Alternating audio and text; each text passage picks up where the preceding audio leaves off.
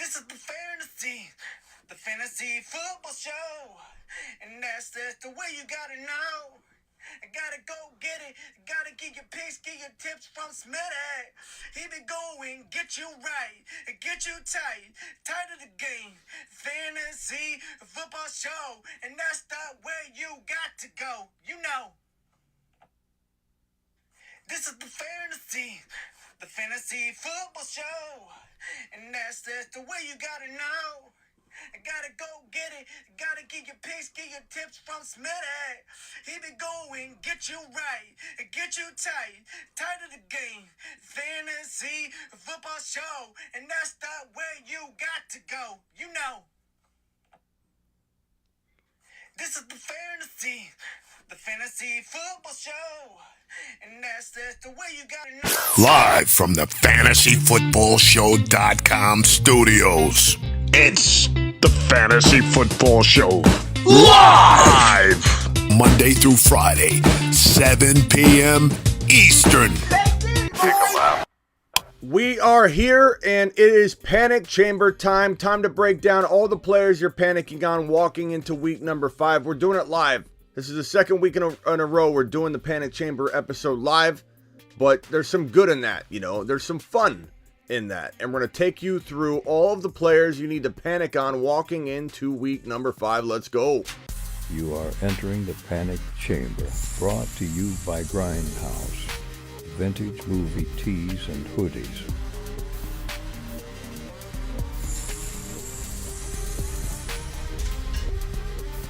You are entering the Panic Chamber, brought to you by Grindhouse. Grindhouse, GRNDHAUS.com. Where's my hoodie? Hold on, I got to put a hoodie on. Let's put on the white one. Let's put on the white one today. This one is the Reptilicus. We gave away this one last week, the t-shirt version of this. We're going to give away a hoodie to, maybe we'll give away, let's see here. All right. I'll put this one on here. Maybe we'll get rid of one of these bad boys. Let's do the blue one. I think I can make this call. I'll have to talk to Grindhouse. We'll do the blue James Dean. The blue James Dean hoodie. James Dean, Rebel Without a Cause. James Dean. They talk about this on The Sopranos all the time. We're going to do one of those hoodies today. But Grindhouse, phenomenal. This is a phenomenal company. Absolutely love this company. I wear this all the time. I wear this stuff. I swear to you, I wear this all the time. My daughter, my family, they sent us a box of this stuff, and we wear it all the time. Go to grindhouse.com. Get your amazing hoodie. These things are so comfortable. I swear to you. I know they're a sponsor, but I talk about them outside of the sponsorship all the time on the channel. Go get it. Vintage movie tees and hoodies straight from the attic, from movies from over 40 years ago. Original prints on these they're like works of art. They're like poster boards for the old times, old school cult classic movies. Go get you some. And they represent and are sponsors of the Panic Chamber. Every single Panic Chamber episode here on the Fantasy Football Show. Your boy Smitty is all about it. Here at the Fantasy Football Show, and let's get into it. Okay, so we're gonna get right into the list of names that are in the Panic Chamber for today. If there's somebody missing, I would like to know who you want added, and I will look to add it. But right in front of your face, you see the individual players that I consider to be Panic Chamber-esque. Okay, Panic Chamber material. And so let me get these out of the way here. There we go. Number 1, let's talk about Mr. Cooper Kupp. Whoa, Smitty. What is going on here?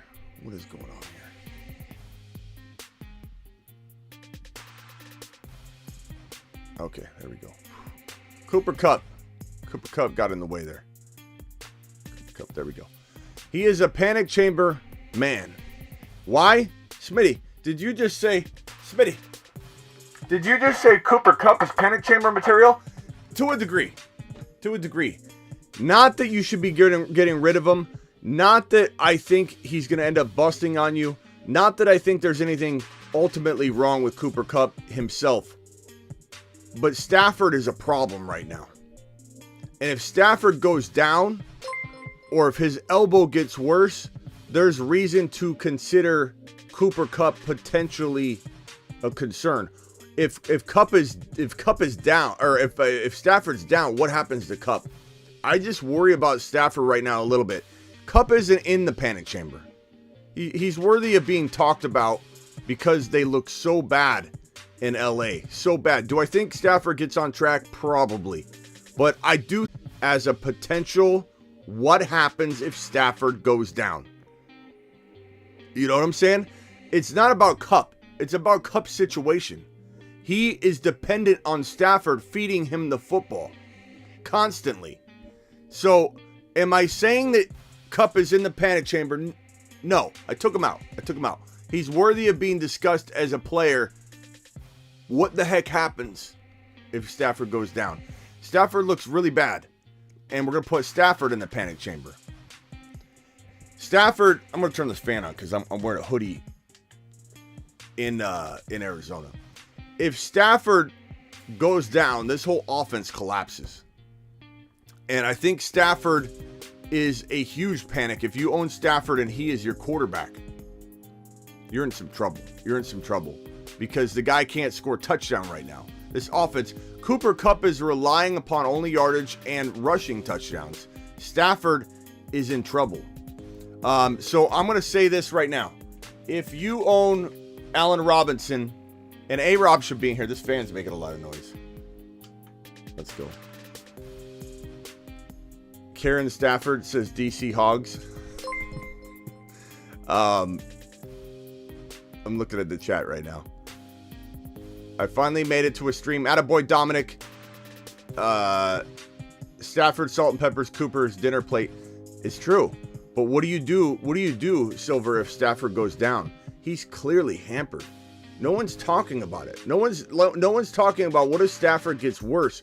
Why is Stafford playing so bad? Because his elbow, potentially. What do we do? What do we do if Cooper Kupp doesn't have Stafford peppering his dinner plate, Silver? I'm just saying it's a conversation worth having. I'm not saying anybody should go and sell Cooper Kupp on the cheap. I'm not saying anybody should go sell Cooper Kupp. But what if you could go get something amazing for Kupp right now that actually tickles your fancy? What if you could go get a Jamar Chase and a monster running back upgrade? What if you could go get Breece Hall and Jamar Chase for Cooper Kupp? Would you do that? Would anybody in the chat go get Jamar Chase and Breece Hall for Cooper Kupp? Raise your hand if you would take that deal. My whole point here is awareness. My whole point here to bring up Cooper Kupp isn't to say Cooper Kupp himself is a problem, or we should start worrying about decline in Cooper Kupp's physical ability. It's not about that at all.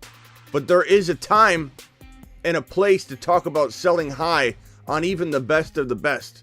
Would anybody take a player like T. Higgins and Jamar Chase? Anybody take T. Higgins and Jamar Chase? Kevin says he'd take Breece Hall and Chase easily.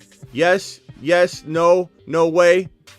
Would anybody take Higgins? Stafford has a garbage offensive line, says Ron Navy. This is also another concern. The line looks putrid. He isn't throwing touchdowns either.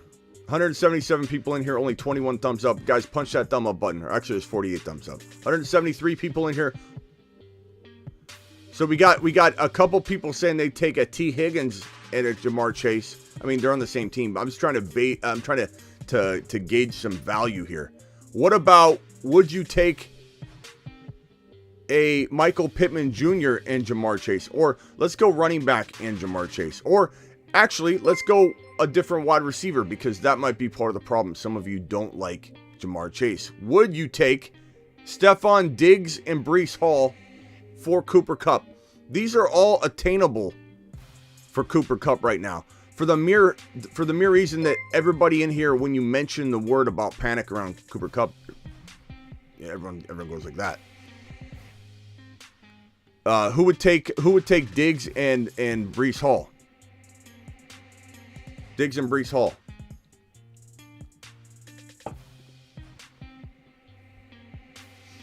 Kupp is the number 1 overall drafted player. I don't disagree with that. But he also gets you the most in a trade. Kevin says Diggs and Hall. Conklin says Diggs and Hall. Diggs and Hall, absolutely. Okay, now we're talking all day. It's just open mind season, guys. It's nothing more than, I think closed-minded people come in and they say you can't trade Cooper Kupp. You can't trade guys like JT. People said that coming out of week 1. Week 1, you can't trade JT. Why can't you trade JT? You can always trade anybody. Everybody can be sold. Saquon Barkley can be sold right. What? Did you just say sell Saquon Barkley? If someone comes along and offers you the world for Saquon Barkley, you bet your bottom dollar I'll sell Saquon Barkley. I'll sell anybody. I'll sell anybody at any moment, at any time. And when Cooper Kupp has a quarterback that looks like he's lost, injured, and unable to find the end zone with the broken down offensive line, maybe Cooper Kupp isn't in the panic chamber, and I took him out. Okay, he's not in the panic chamber. He's worthy to be talked about. But his quarterback is, and that will directly correlate. If something happens to Stafford, I don't know what Cooper Kupp's going to do. Because as Silver pointed out, Stafford completely peppers the dinner plate of said Cooper Kupp. And if you could go get an Alvin Kamara and a Jamar Chase, or you can go get a Tyreek Hill, heck, you could get a JT who's out for week number 5, so his value just tanked. You could go get a JT and a Pittman for Cooper Kupp. You could get a JT and a Higgins for Cooper Kupp. You could get the world for Cooper Kupp. So keep an open mind. And don't just repeat what other people repeat. Like, oh, you don't trade so and so. You can't trade him, Smitty. You can't trade Cooper Kupp. People said that coming out of week 1 with JT. You can't trade JT. You shouldn't ever trade JT. Keep an open mind. And Cooper Kupp is absolutely 1,000% in the panic chamber. And everybody tied to him has a little bit of worry involved. And so for that reason, I'm going to say, Stafford, you are 1,000% a panic, and it worries the heck out of me for everybody involved.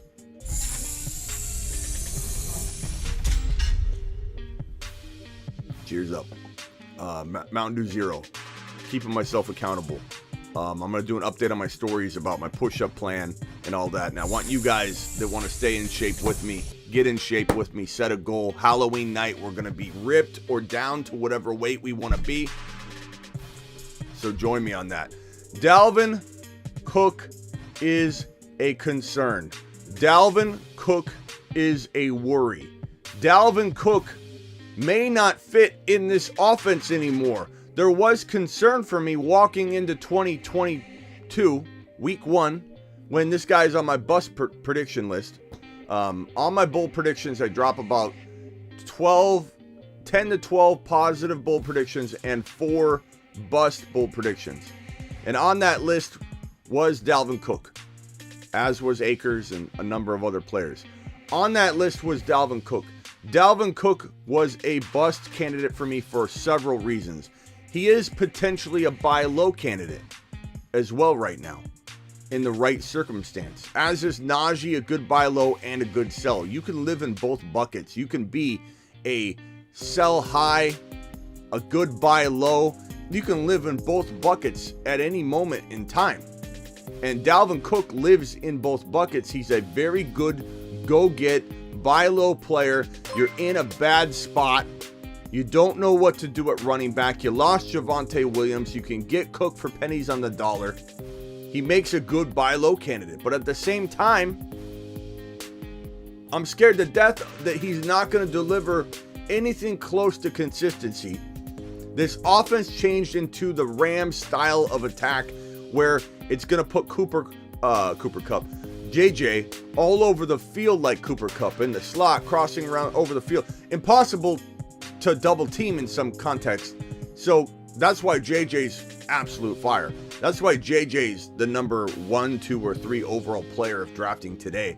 It's probably going to be Cooper Kupp, Saquon, JJ, or Cooper Kupp, JJ, Saquon. Even Austin Eckler might be in the mix there after 1 week of being almost a guy that everybody's running away from. Our buy low of the week last week, Austin Eckler to the moon. To the absolute moon! To the moon. Where am I at? Dalvin Cook is a big concern. The offense has changed. It doesn't feel like it gives him an opportunity to be force-fed. It doesn't feel like an offense that's going to put him in the best position to score. It doesn't feel like the offense clicks all the time. And I have concerns that Dalvin Cook, with the shoulder, which was the biggest concern that your boy Smitty had walking into week 1. The reason to avoid Cook at all costs was this guy's ball and socket. They're basically like one of those Lego pieces that used to fit together tightly, and now they just slide and pop on and off. His ball and socket comes out like it's an old Lego set that doesn't hold tightly anymore. And that ball has a labrum in the normal ball and socket joint in the shoulder that keeps that labrum from that ball from popping out of the socket, the labrum. He's tore that in reportedly multiple places, both shoulders, and the current shoulder, I believe is his right, is the one that has had multiple injuries. There's no surgery that's been performed on it, on the recent tear. And this guy's going to go out there with a jacket on each week and play with this flak jacket that's pulling the shoulder in tight, makes it hard to raise the hands. So, they throw a football to him. He looks like, he's going to catch the football like this. He's got a jacket on. But that jacket doesn't prevent a hard hit hitting the ground from causing damage, pain, to the point where he's got to come out of the game. Dalvin Cook's an injury risk going forward. Dalvin Cook, the wrong hit, the wrong drop to the floor. Dalvin Cook is out for the season or multiple games if the wrong hit or wrong tackle is performed. This guy could be, boom, raptured from the league like that. Raptured for 2022, making Alexander Mattison that guy that can win a league for you. Dalvin Cook is 1,000% in the panic chamber. And if you don't own Alexander Mattison, you need to be on the phone. You need to be sending text messages in creative fashion. Don't just say, hey, Bob, can I have Alexander Mattison? You know what Bob's going to do? I was going to cut Alexander Mattison. Now I'm going to hold him. Now I'm not going to touch Alexander Mattison. I'll get to all the super chats as soon as we get through the panic chamber. Hello? Can I have Alexander Mattison, please? No, this is not how it works. No one's giving you Alexander Mattison in that context. Nobody. Super chats, I'm getting to them. Don't worry. We're blasting through them as soon as the panic chamber is over. Appreciate Overcome and everybody dropping these $20 and $10 and $5 haulers. Let them flow in. Your boy Smitty's here to save the day. I will answer every question I can. We're almost at 15.2K. You guys are amazing. Subscribe if you're new. Hit the thumb up button. Okay, so Dalvin Cook, absolutely, you are in the panic chamber, young man.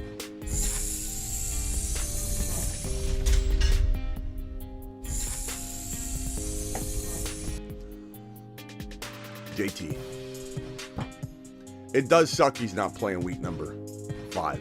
It does suck that he hasn't been delivering. It does blow that his quarterback is Matt Ryan. And Matt Ryan can't move the football down the field. And quite honestly, this is why Pittman is also needing to be talked about in the panic chamber, because Pittman isn't getting his touchdown opportunities since week 1. It's just Matt Ryan can't move the football down the field. Matt Ryan can't execute. Matt Ryan can't score touchdowns. It's very similar to Stafford in a situation. I feel like we are we're very much in trouble here in Indy. And I think, JT will be leaned on heavily upon his return. I do believe JT will be a top 5 running back go forward as soon as he comes back. I do believe the reason JT's out, and we could be wrong on this, and we have to go off, we're at the mercy of the news. The same news that neglected to tell us that the Liz Frank injury to Najee Harris was like here and gone. And then potentially re-injured during the week 1 bend back situation. And then it wasn't. Like, the news is all over the place. And it's hard to trust the news. So we don't know for certain if JT is going to struggle with this ankle injury more than is being let on. Like, it's not considered to be serious. Then why is he missing Thursday night's week 5 battle? Well, it's a short turnaround, Smitty. Okay, well, I get that. But I do wonder if this is one of those things that we're going to hear about next week. Like, oh, yeah, he's questionable. And then you get closer to game time. He's questionable still.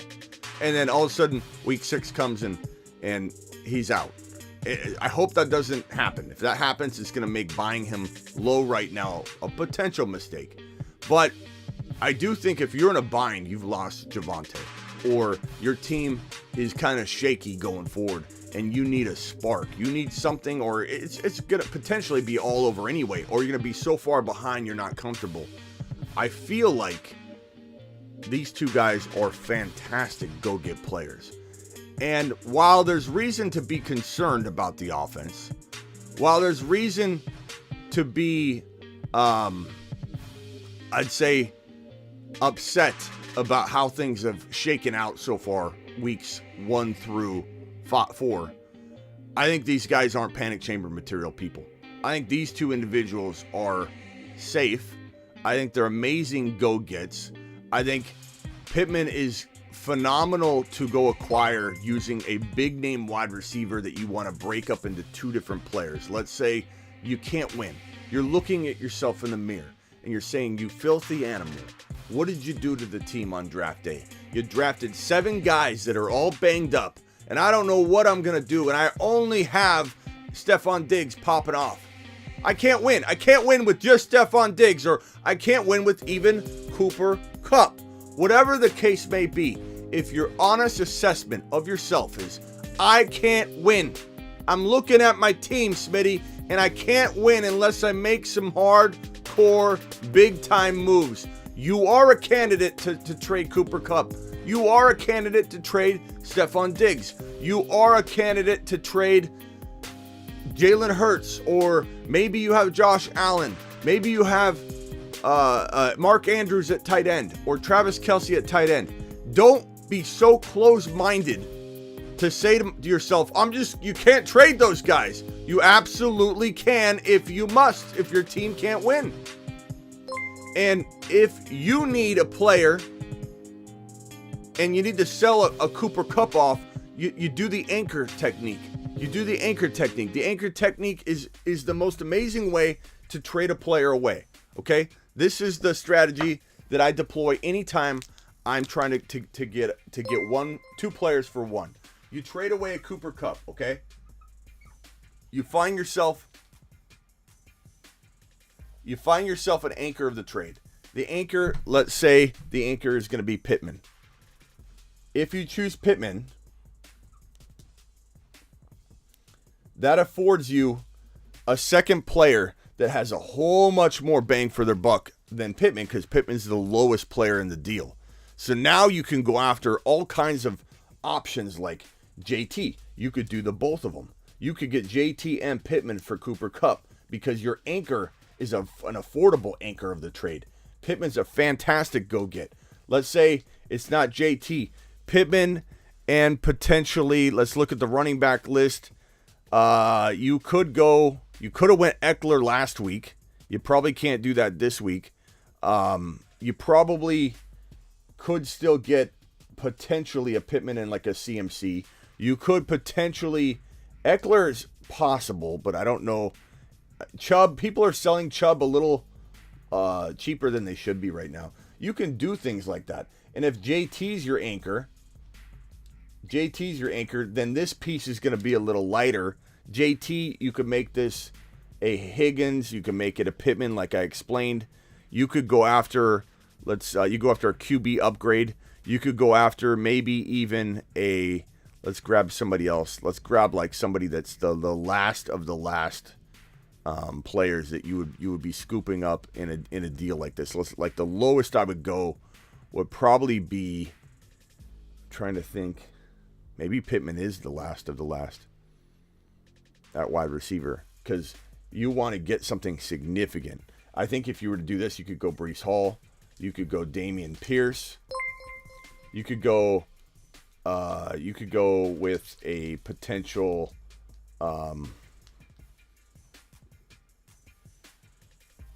JT, and Dylan seems a little bit too low. And if you weren't using JT and Pittman just to get away from this concept of only using Pittman and JT for the anchor situation, you could go Dylan as your anchor, right? And then you're afforded a big monster piece to add to this.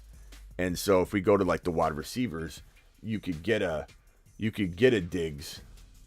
And let's say you really got rocked by the Javonte Williams trade and you have no RB.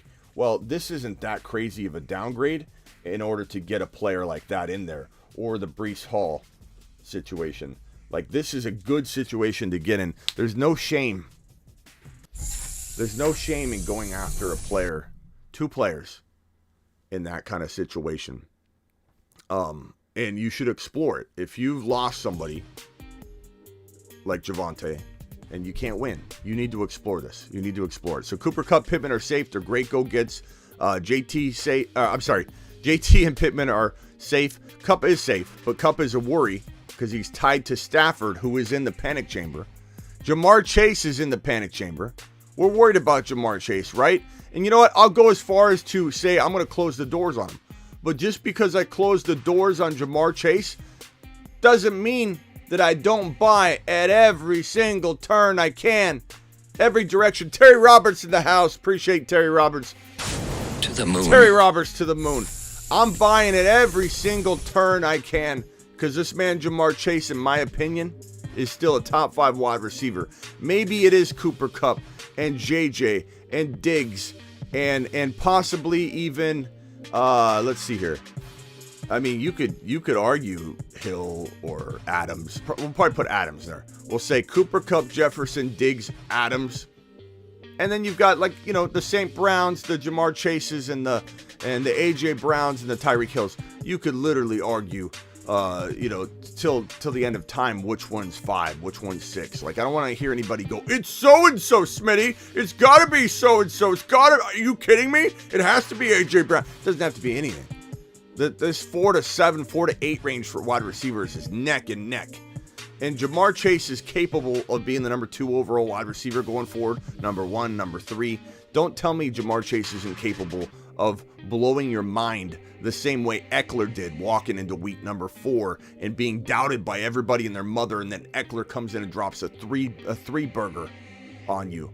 Jamar Chase could come into week number 5 and drop a 3-burger TD performance on you. Then what are you going to say? Oh, yeah, I like Jamar Chase. 4 TDs in 5 weeks. Okay. No, wait, 5. He'd have 5 TDs in 5 weeks, right? Didn't Jamar Chase have it? Yeah. He'd have 5 TDs in 5 weeks if he scored a 3-burger. And then everybody be like, okay. Inconsistent, but okay. I see what you're doing here, Jamar. I see what you're doing. You're spacing it out, or you're saving it for last. Buy low now. Buy low now. I told you to buy low on Eckler before week number 4 kicked off, and I said it over and over. I said, buy low now. I'm telling you right now, you're going to be sorry that you don't get this kid at an undervalued range. He is not in the panic chamber. Jamar Chase and actually, I told you I was going to close the door. I'm not going to. I changed my mind. I'm not going to. He's not a panic. We're mad. We're disappointed, but that doesn't constitute panic. He's going to be fine. He's going to be fine. I'm not even putting him in the panic chamber. I absolutely refuse. And he's safe. Kyle Pitts,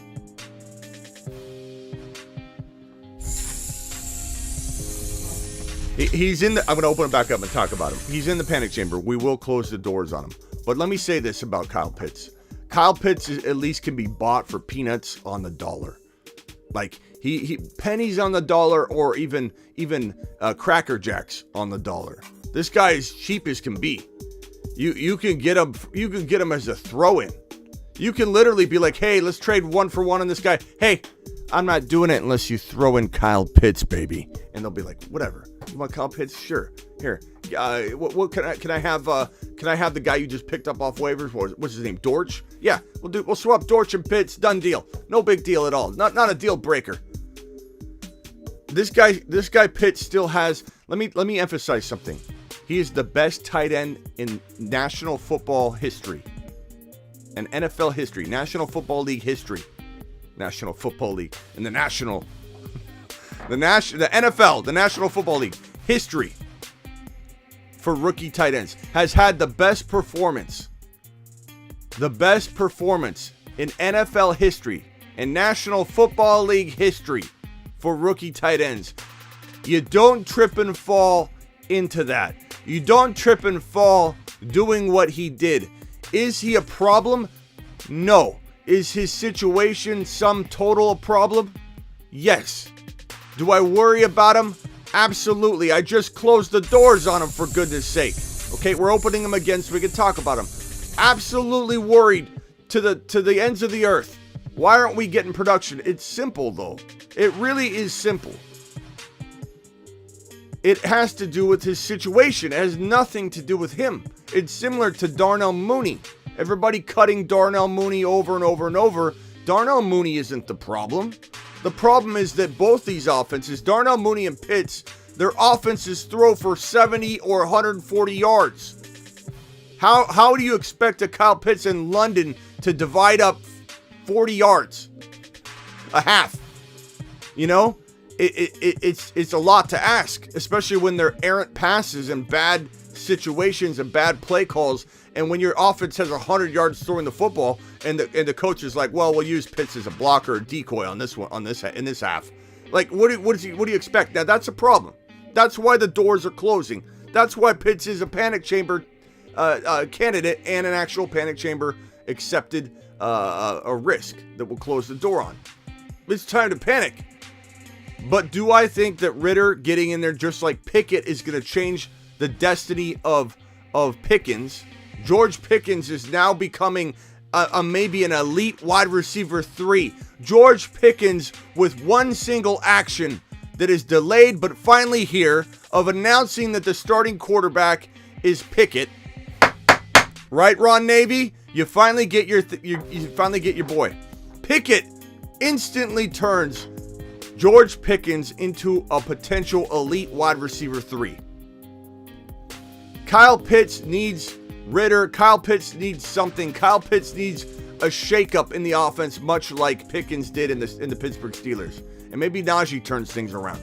Maybe Najee should be in the panic chamber, but with that old, maybe we buy him. Maybe he's a panic, but maybe we buy him. If Ritter gets in there, what does anybody think's going to happen?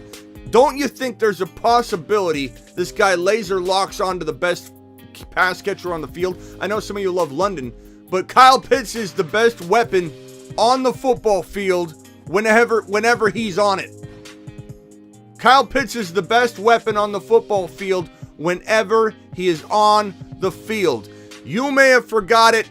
Bob in accounting may have forgot it. Fantasy Karen may forget it. Worried Williams certainly is just ignoring it.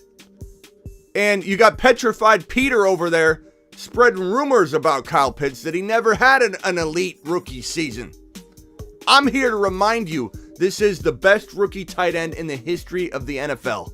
In the history of the National Football League, this is the best rookie tight end we've ever seen. Remember it. Remember it.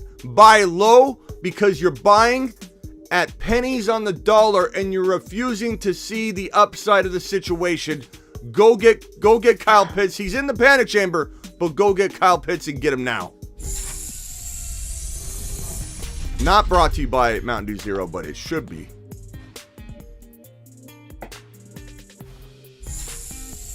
Oh, whoops. Pitts is bye-bye. ETN.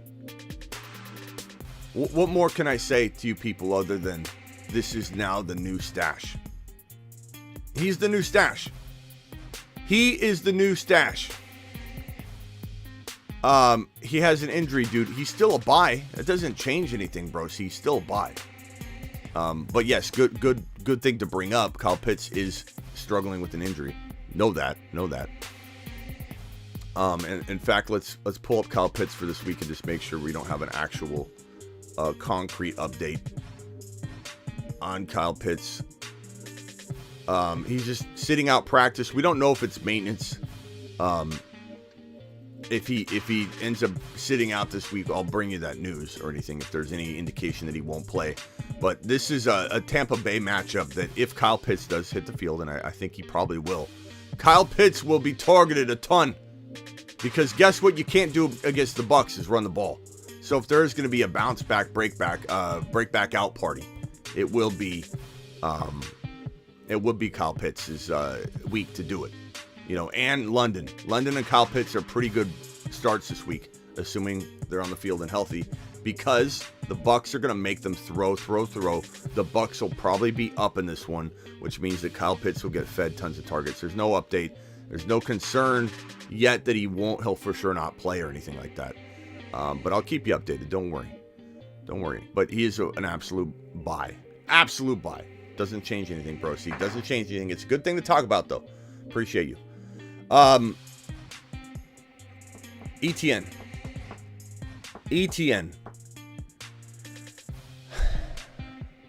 I'm frustrated. I'm disappointed. I'm hurt. I feel like ETN failed us miserably. And I failed you. We failed each other, expecting near mid-third to late fourth round value out of this guy. You know, JR, open the phone lines. JR, does it look like I'm busy? JR, does it look like I'm in the middle of something? Open the phone line. Hey, Smitty, unlock the back door. I'm going to come in and just sit down with you next to you while you're doing. I'm busy, JR. I'm in the middle of something here. Can't you see? Open the phone lines. Hang tight. ETN is a stash. ETN is now a stash.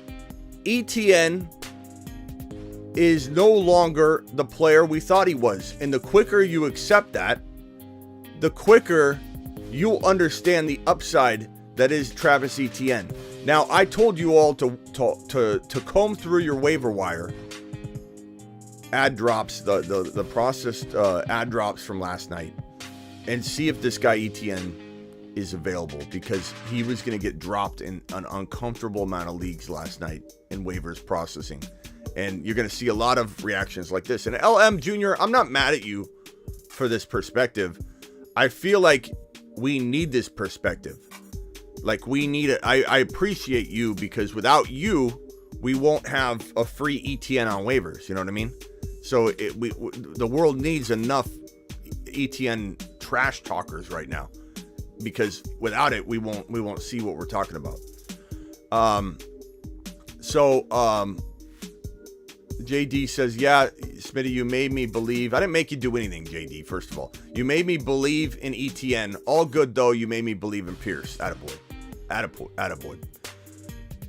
ETN, I'm scooping up. I'm trading for, if I could get him in a throw-in, because if James Robinson does get injured, and they're putting a lot on this guy's Achilles tendon, and he doesn't look as good as everybody claims all the time. He's averaging, take away his big long touchdown run, he's in like the 3.8, 3.9 yards per carry. It's going to wear on him, I think. I could be wrong. Maybe James Robinson lasts all season long, and I'll be like, I was wrong. I'll admit it.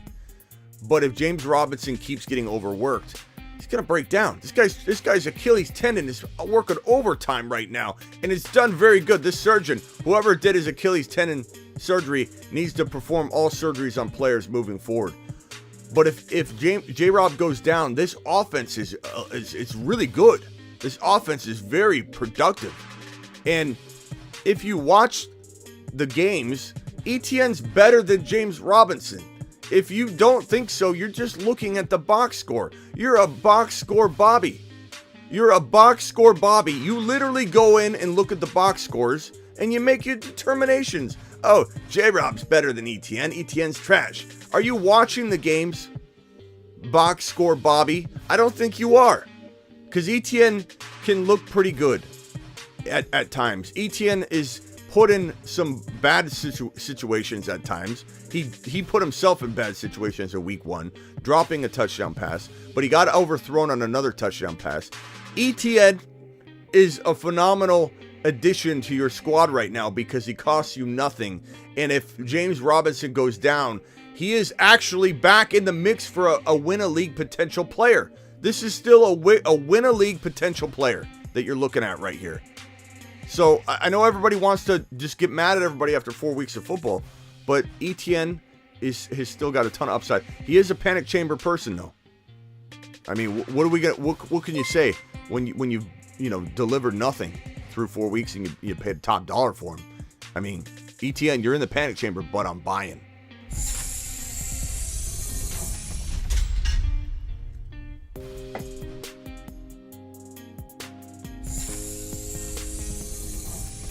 Gabe Davis, I'm disappointed, but he's not in the panic chamber.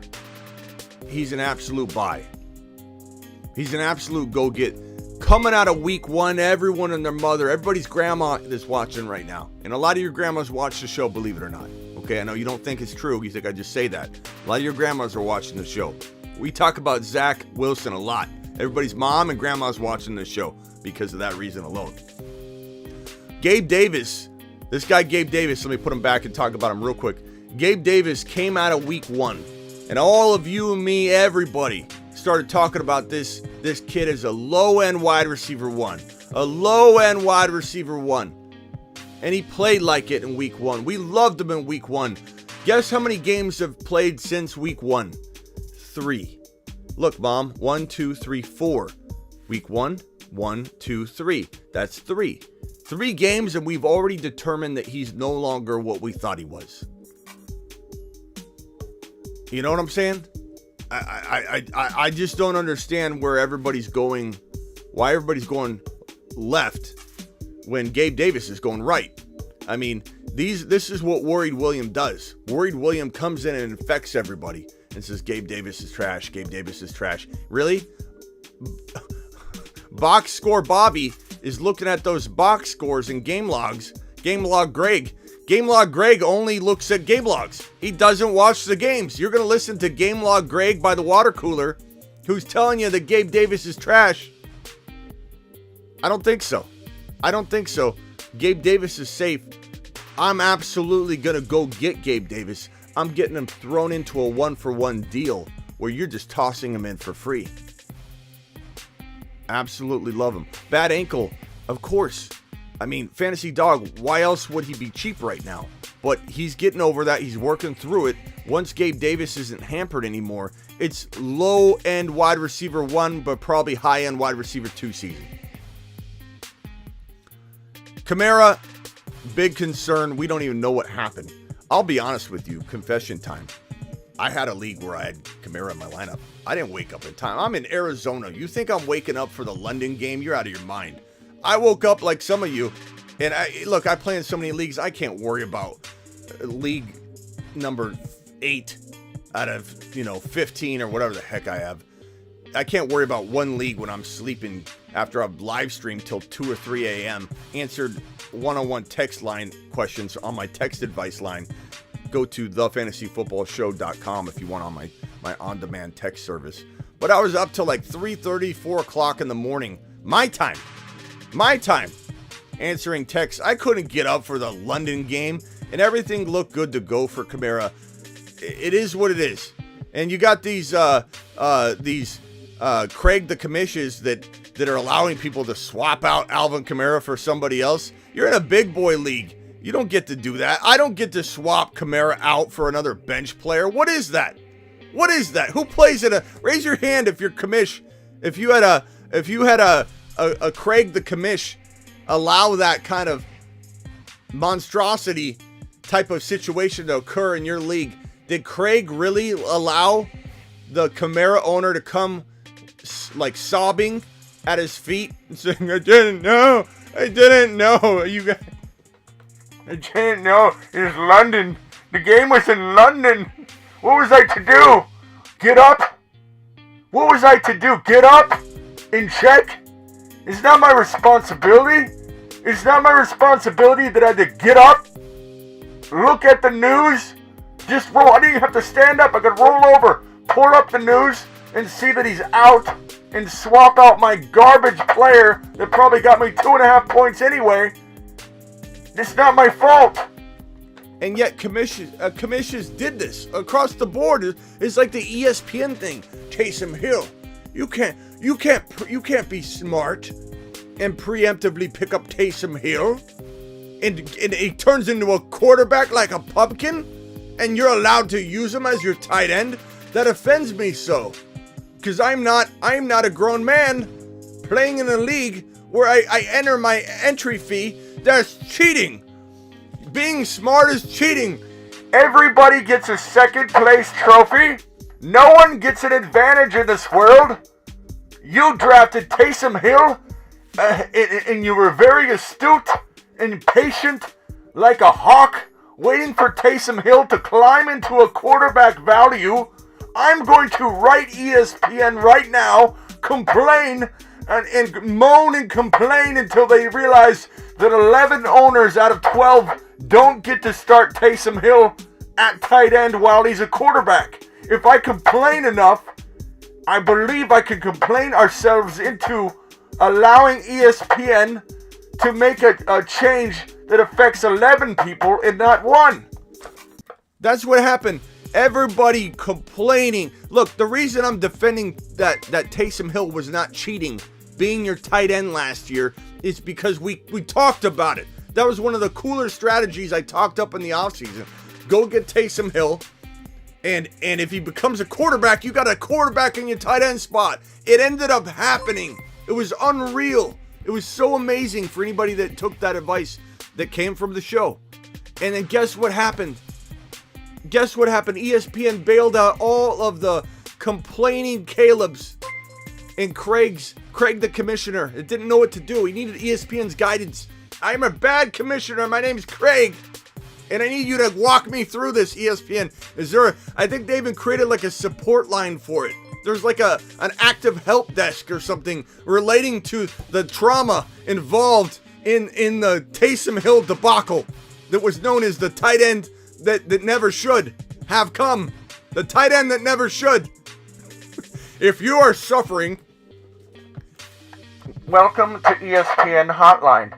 If you're suffering from trauma from the Taysom Hill situation, press 1. We have counselors on hold that can help you with your wellness, and we will be there for you. Please go ahead and wait on hold for a counselor who can walk you through what to do, because you didn't have the astuteness or the fantasy football show by your side to guide you through this situation. So please hold. How do we even get on this topic? We're talking about Kamara. Kamara, anybody that started this guy, it's your own fault. And I'm included. I have a league where I started him. Big deal. Move on.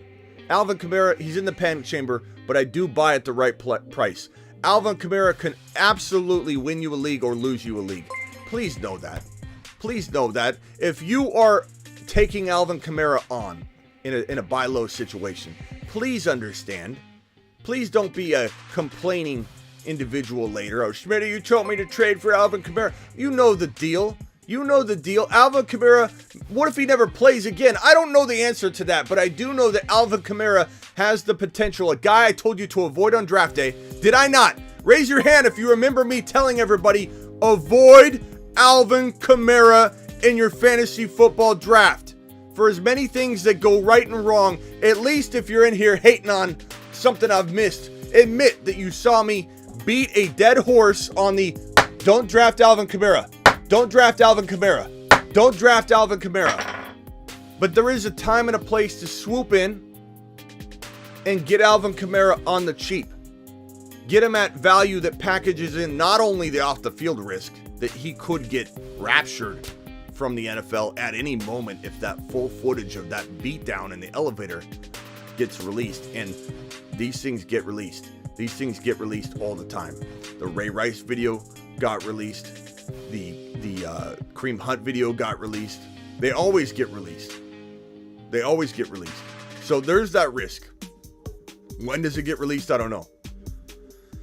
But I do feel like you can buy low. Don't send fake injuries in here. Who's sending a fake injury in here? You're going to get timed out, if not worse. Don't do that. We don't do that. We don't panic people in here about an injury so they go running out and making a decision. I know that goes against everything I just said about holding hands, but we don't allow that in here. We want to have an accurate chat that if you see something, you can trust it. Go buy panic time for sure. I'm going to hit the button here, but buy them at the right price. You know, you get a Higgins and a Kamara for one player, not an elite stud, but a pretty decent name player. You get a Higgins and Kamara for it. Not a bad move. Alvin Kamara, you are in the panic chamber, young man.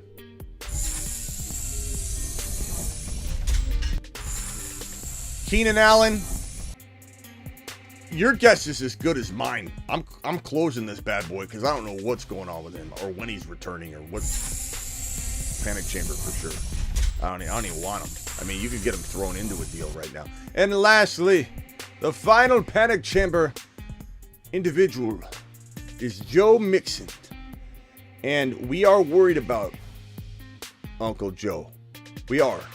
Because he hasn't been doing anything. The offensive line's been shoddy. Yeah, they've been improved, though. They've improved a little bit.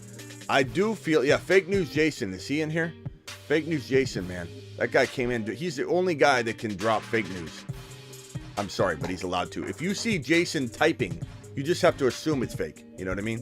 Like, so then everybody knows what's up. But Fake News Jason is the only follower and subscriber in here that is allowed to drop fake news. And then you just know whatever he says is potentially not true. Thank you, Jason. Keep going. Carry on, Jason. He's just kind of like that. You just don't listen to him. He's like the crazy uncle. But the other uncle, Uncle Joe. Joe Mixon is a buy low. I admit, I'm still worried about him. I don't know that he's got, did he have drop off in talent? What is it? I've talked about this before. I was a year early. I was a little worried about him last year, doing what he's doing now. Last year, I was a little early, I admit. But the wear and tear is real. He's endured a lot of 8-man fronts in his day, awaiting this Bengal offense to finally get going. And it did finally get going, but it's at the tail end of his career. So it kind of sucks. You didn't know when the drop-off would happen. I wanted Breece Hall to go to the Bengals. This was the number one landing spot for Breece Hall, in my opinion, and people thought I was crazy. People actually said, "Are you out of your mind? Are you out of your mind? You want this guy Mixon to have Breece Hall sitting next to him, Smitty?" Absolutely. Similar to how Hall is rising up. We're entering week 5 and it's Hall season. It's Breece Hall season. To the moon. Breece Hall season. It is Breece Hall season. Breece Hall would have probably been in a similar situation by midseason if he landed in this offense, because they would have been using him more and more. And more importantly, I don't care so much about Hall for 1 year. I want Hall's future and career to be with the Bengals, because I just think he would have thrived here. I think he would have thrived. I do also hope that Clyde Edwards-Helaire gets traded to the Bengals, because I think Joey B would use him like crazy. But Mixon's a panic. Mixon's a panic. I'm going to close the panic chamber on him right here. And that concludes the panic chamber. Buy Mixon on the cheap. We got our spammers are getting out of control sometimes. I mean, I always got Silver's on it like crazy. Silver hits it before I do, but I also hit it as well. I make sure I ban these spammers that come in here. But Mixon's a good buy low in that you can probably trade. Let's say you're trading away. Let's say, again, don't panic inside the panic chamber when I tell you, if you needed to trade, let's say, Diggs. Your team's looking awful. Again, you look at yourself in the mirror every single day. Every single day, you say to yourself, what did you do to this roster on draft day? And you're looking at yourself. You're just complaining and screaming at yourself in the mirror. You can't win. You can't win. You've got this guy on your team named Stephon Diggs tearing it up, but you consumed every other starting lineup spot with injured players, and you're just mad at yourself. You got to make a move. You got to make a move. Mixon with a Higgins could be a good option for a Diggs owner, to divide and conquer. You could trade a Amon-Ra for Mixon and a DK Metcalf. That would have been easier to do last week. Like, you can do these things if you need to. Not that you want to, not that you should if you're winning.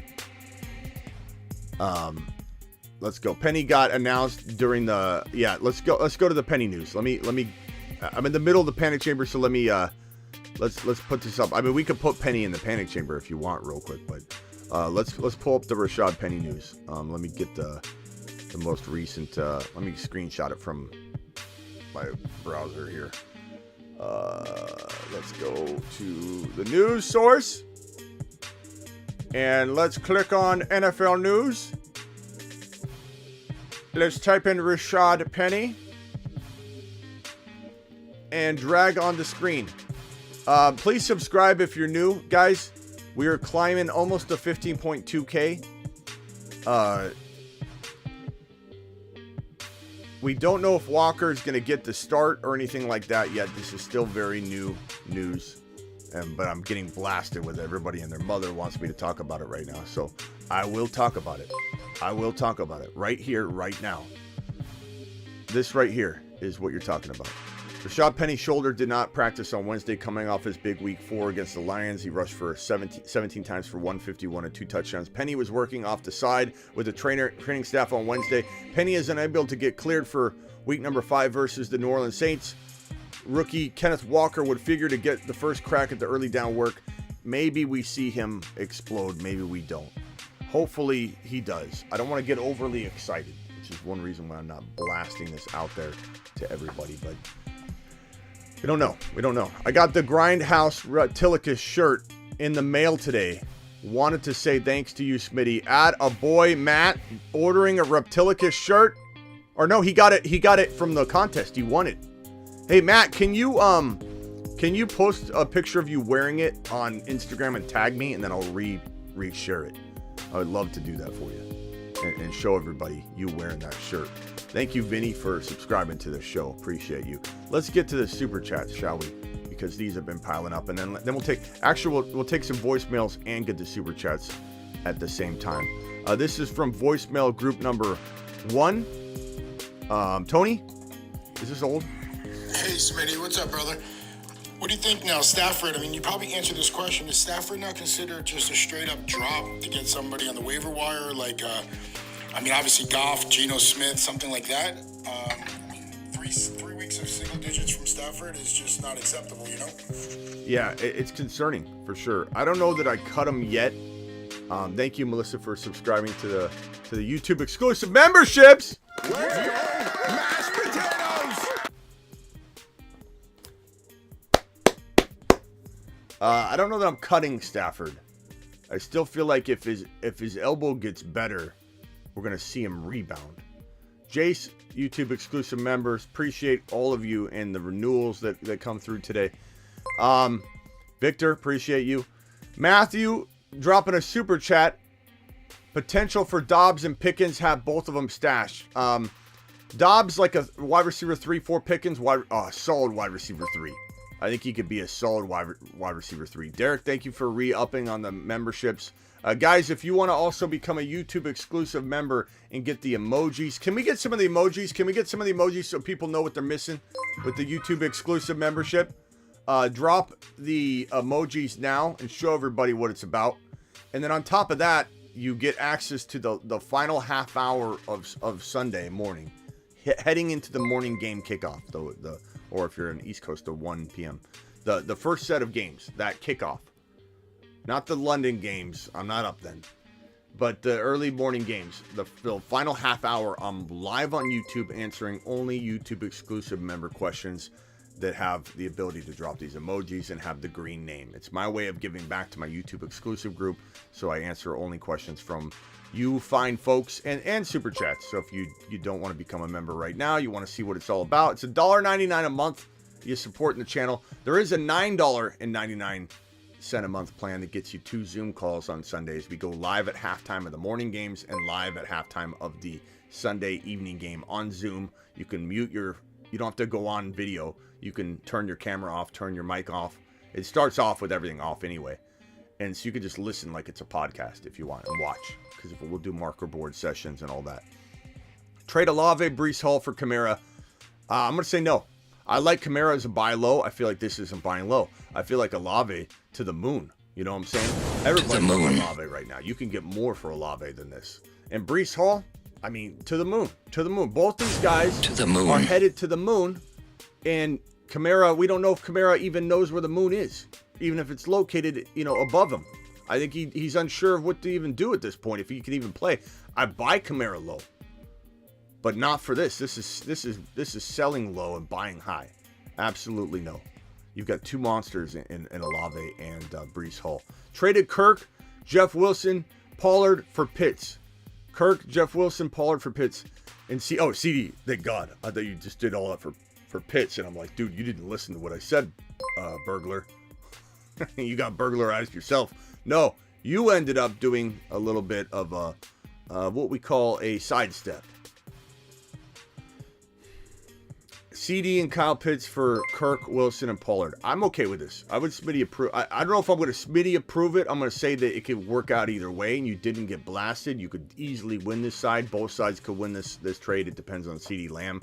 Will CD Lamb continue? Will Kyle Pitts bounce back this week? Will he even play? I think he will play, but we don't know for certain. But I don't mind this at all. CD Lamb is he was a moon man. So I love CD Lamb. He lost his quarterback. He's still been able to deliver and play pretty well. I'm okay with that. I think that's a good trade. Barkley, the best I got behind Barkley and Javonte down. So you have Barkley and Dameon Pierce. You're fine with those as being your RB1 and RB2. So I'm fine with that. Stewart dropping a super chat. And then the question for Stewart was trade Breece Hall for Waddle.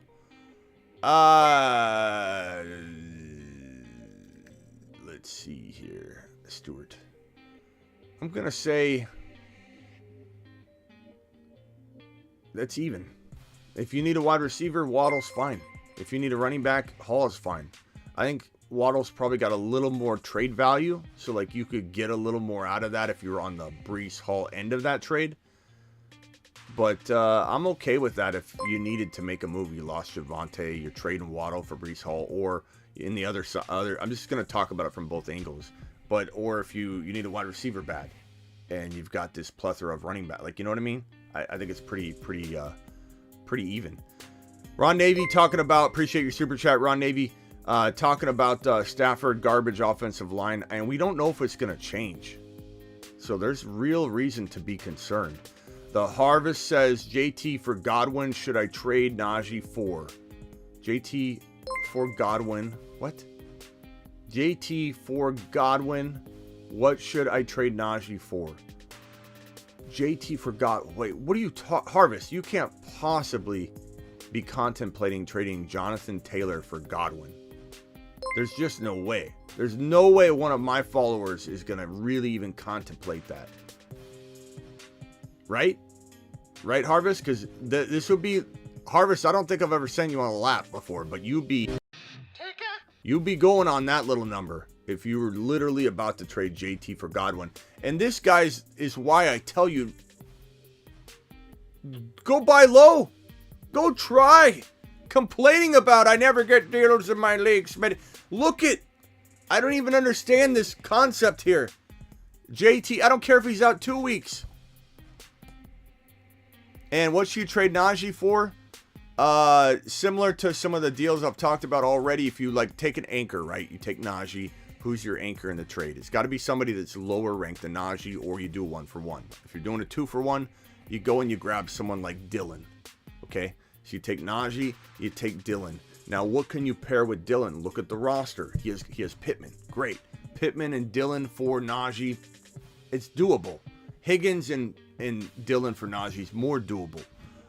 If you go and you find a Breece Hall for Najee, you need more, right? But Breece Hall is your anchor. Pittman and Breece Hall for Najee.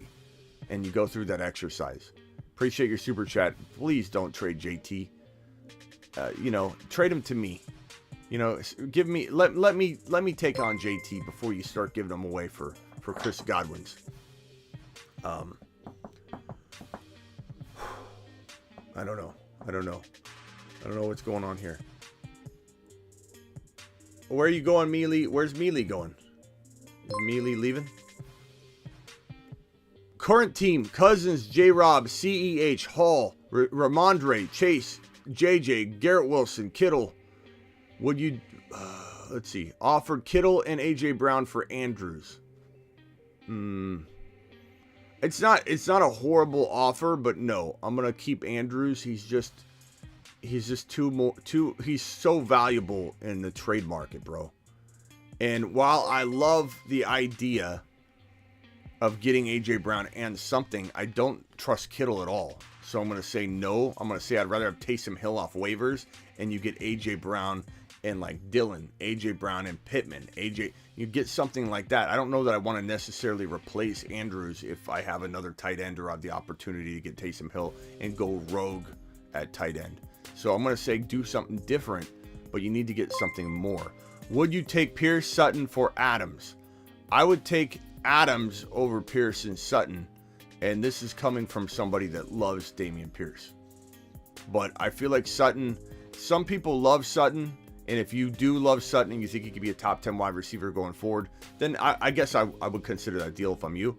I would rather have a different player. Pittman and Pierce, that I would do for Adams. Higgins and Pierce, that I would do for Adams. Sutton to me is borderline. Like, I'm not going to make you take a lap on it, but I'm certainly not in love with that idea myself. But I could understand if you are. Like, if someone in here is like, Sutton's going to be a maniac, you'll see, Smitty. I'm not going to argue with you about it. I think Sutton could. Whoever I trade Kupp for would have to make up for his average of 10 receptions per game. Definitely. And the thing is, you can do it. You can find those deals. You can find those two players for one that are amazing. Panic mode 0-4. Need to trade. First of all, overcome $20 hauler. To the moon. Whoa. $20 hauler. Appreciate you. Panic mode 0-4. Need a trade target with Chase, Sutton, Kamara, Ingram.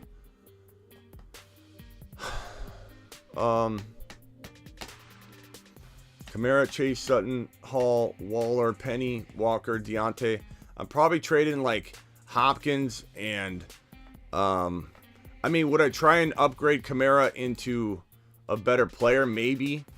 I don't know if you can really pull something like that off with Kamara. People are just scared to death of him. They don't know. No one knows what to expect with Kamara. Eckler was ideal last week, overcome. You could have got Eckler for Kamara and give up a little something. You could have like thrown in Deontay and easily got Eckler. Now you can't touch it. You could try Kamara and Deontay for Eckler. Give it a go. I don't think it'll work. McCaffrey, give it a go. Kamara for JT, and you take the L. I mean, I don't want you to go 0-5. But I still like the idea of getting JT.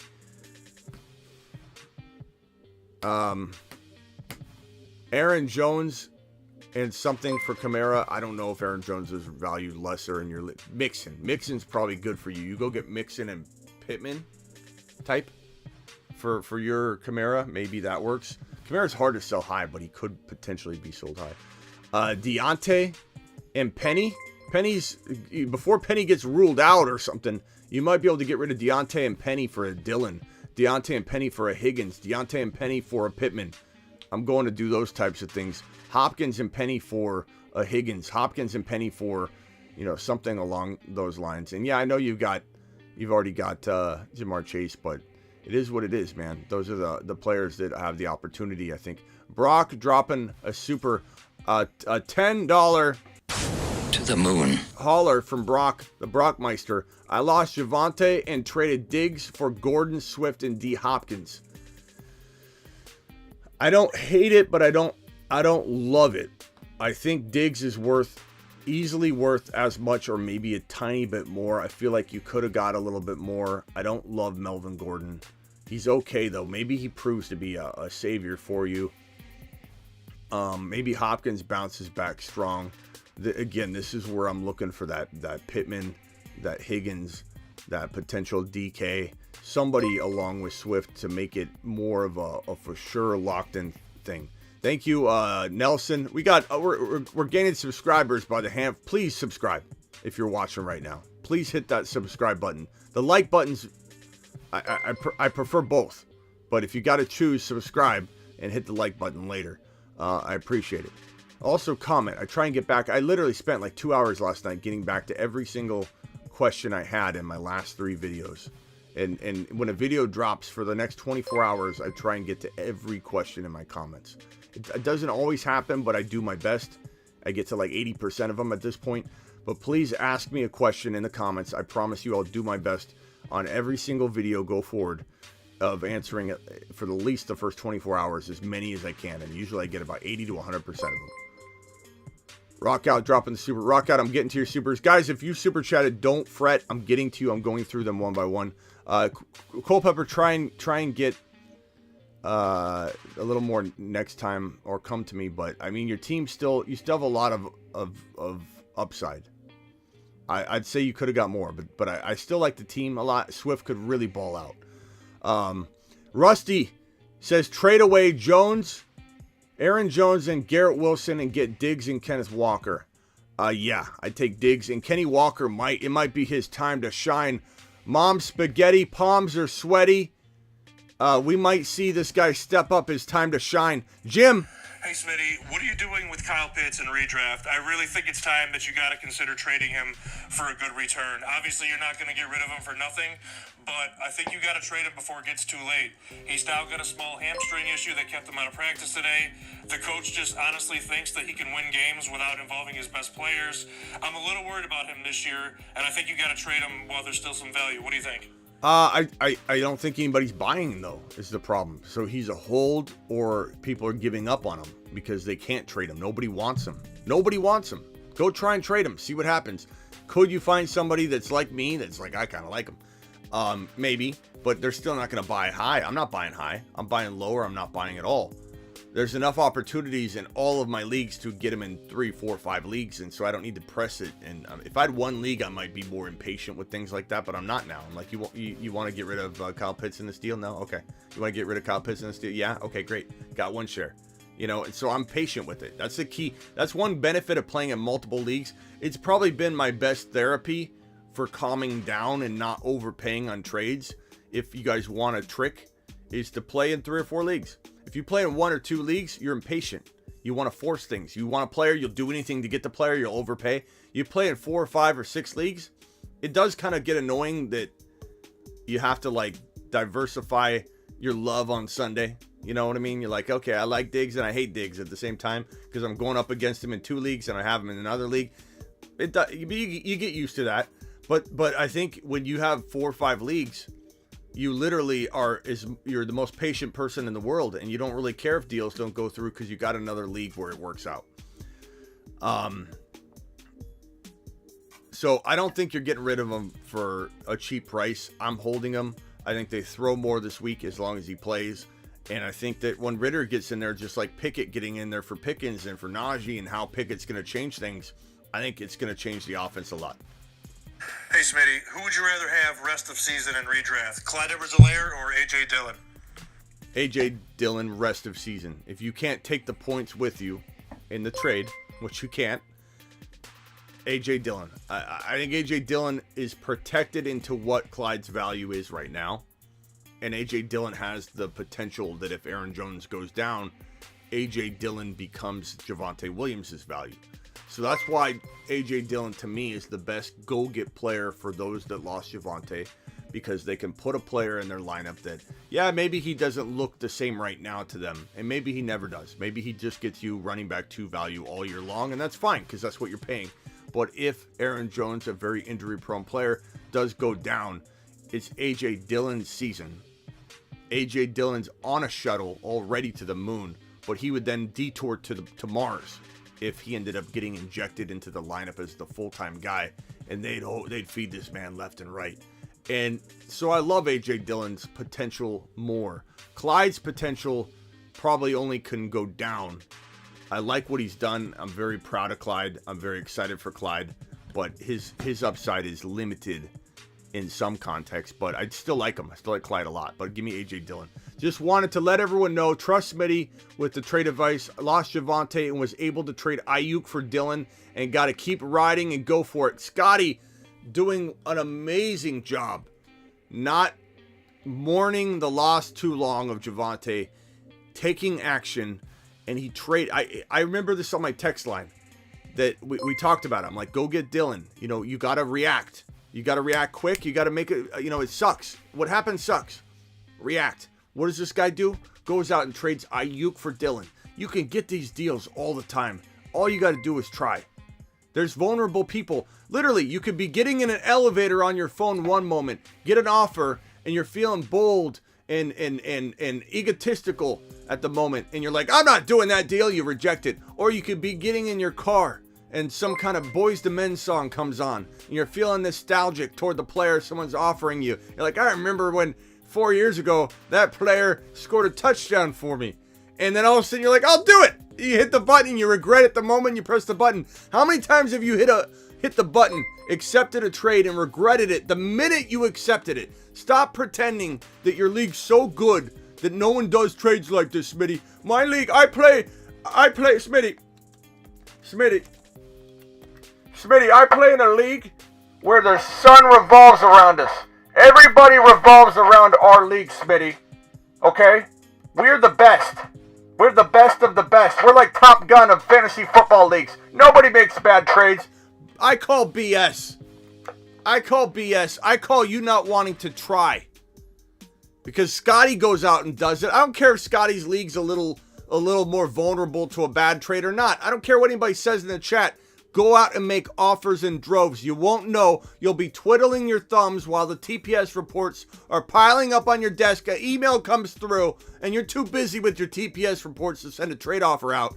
And you watch, Crazy Craig make a trade with Bob from accounting because Bob's giving away A.J. Dillon. He doesn't know what he has. So I don't want to hear it. Scott did it. Scott did it live. Congratulations, Scott. Let's go! Mashed potatoes! Oh boy. Would you trade Cooks and McLaurin for Waddle? Cooks and McLaurin for Waddle in a heartbeat. You've just been Smitty approved. Of course I would. Would I trade a 2015 Jetta, Volkswagen Jetta for a Mercedes-Benz S-Class? Yes, Scott, I would. Not that McLaurin's not good. Just traded away Kirk and Stevenson for JT. Kirk and Stevenson. Let's go! Mashed potatoes! It's unbelievable. It's unbelievable what some of you are pulling off and what others are saying can't be done. We're watching Magic made Sorcerers of the Week. Gage and Scotty were getting Ayuk for Dillon. We're getting JT. I don't care if he's sitting out this week. JT for Kirk and Stevenson. Gage Myers and Scotty are the Sorcerers of the Week. Let's go! Mashed potatoes! So far. I mean, come on. G Money. This is the other G Money. Trade Henry and Keenan Allen for Dobbins and AJ Brown.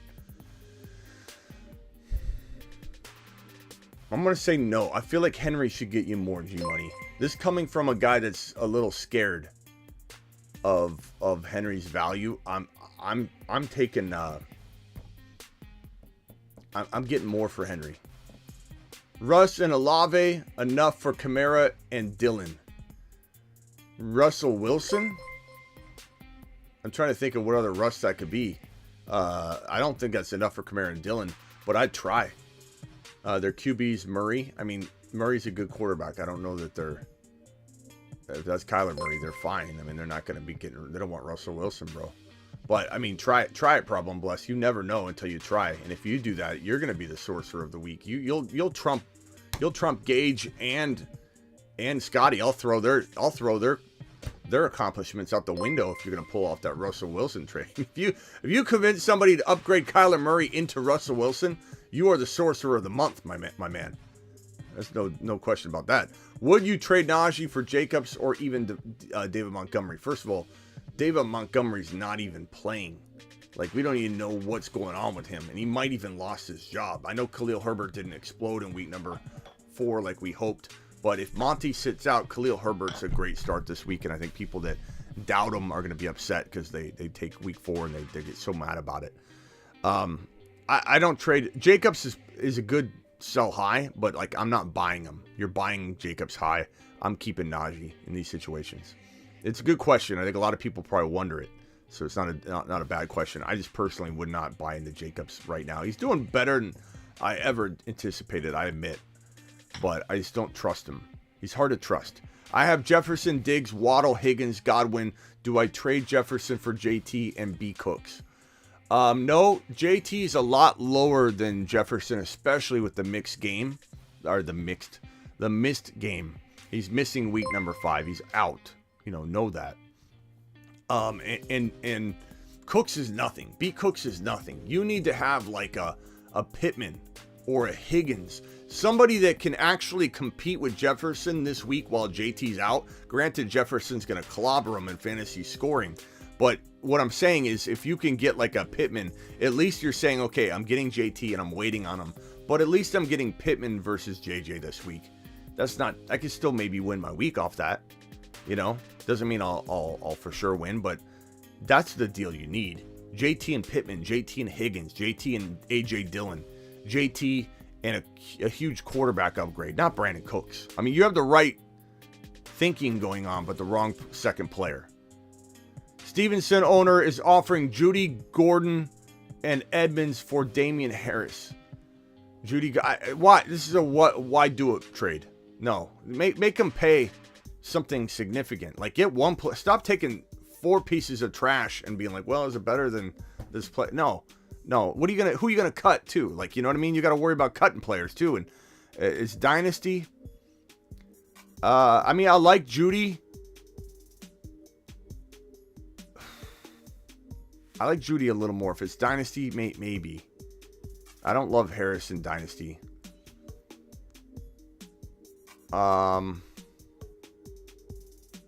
Maybe I do that in dynasty, but I try and get a different player. I'm trying to get like one Pittman versus all that. I don't even know if you can make those cuts. So I'm going to say no based on that. Like, who can cut 2 or 3 guys in a dynasty league like that to spur the moment? I don't know. It sounds like there is crying aloud in those leagues. There is no crying in fantasy football, says Russian Collusion. I totally agree, and he's probably referencing the Alvin Kamara. I started him in London, and I need help. I need the commissioner to step in and allow me to set my lineup with someone else. It's unfair. Can the commissioner step in? What about everybody else? What about the afternoon games? What about Monday night? It's ridiculous. And then I don't know, he might also be referring to the Taysom Hill situation. But yeah, I agree, Russian. This is crazy. Trade Hopkins for Pittman. I take Pittman in a heartbeat. Thank you for the super chat. VIP. Ramondre, Gabe Davis, Hines, London. Sit 1.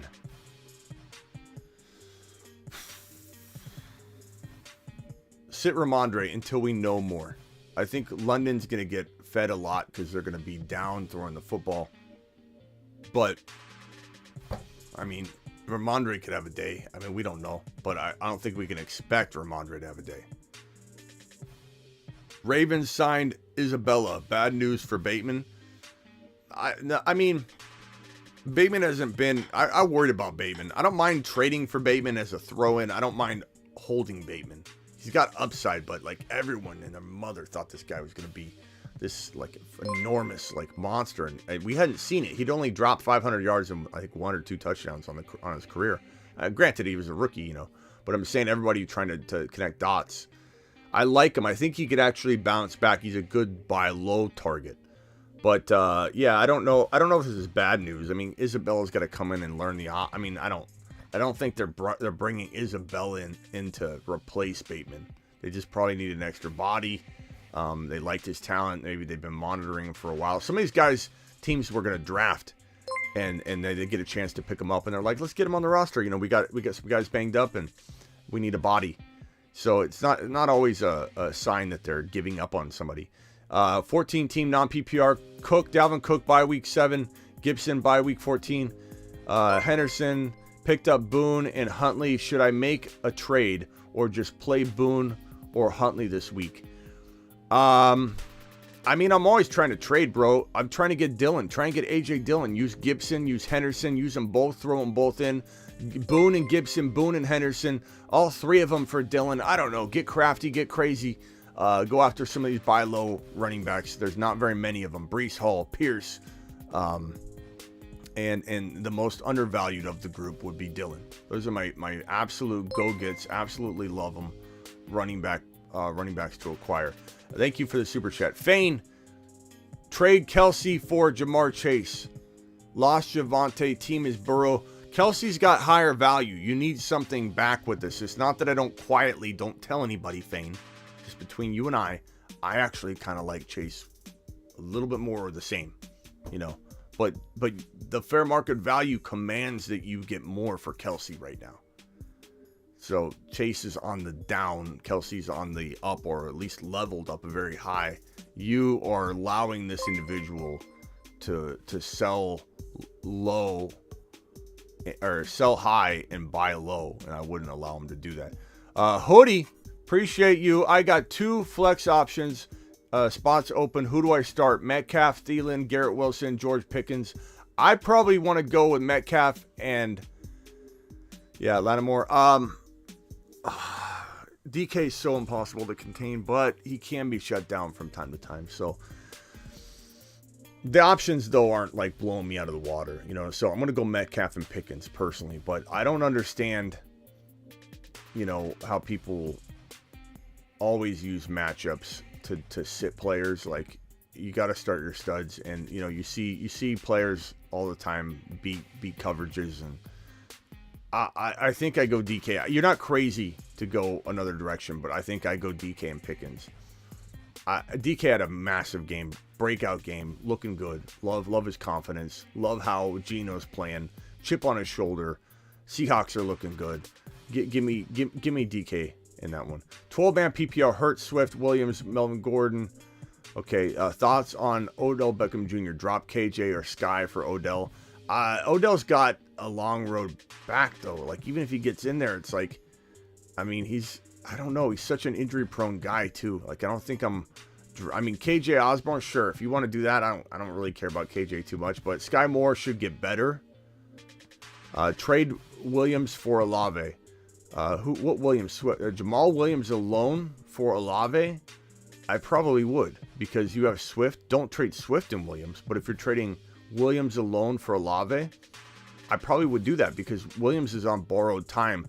And look, Olave could outscore him or play as well as Williams this week, even though Williams is a great start anytime he's playing. The bye week's coming up after this week, so you got Williams playing one game, the bye week, and then Swift returning. I hate breaking up the duo here, but Olave's pretty good to add to the situation.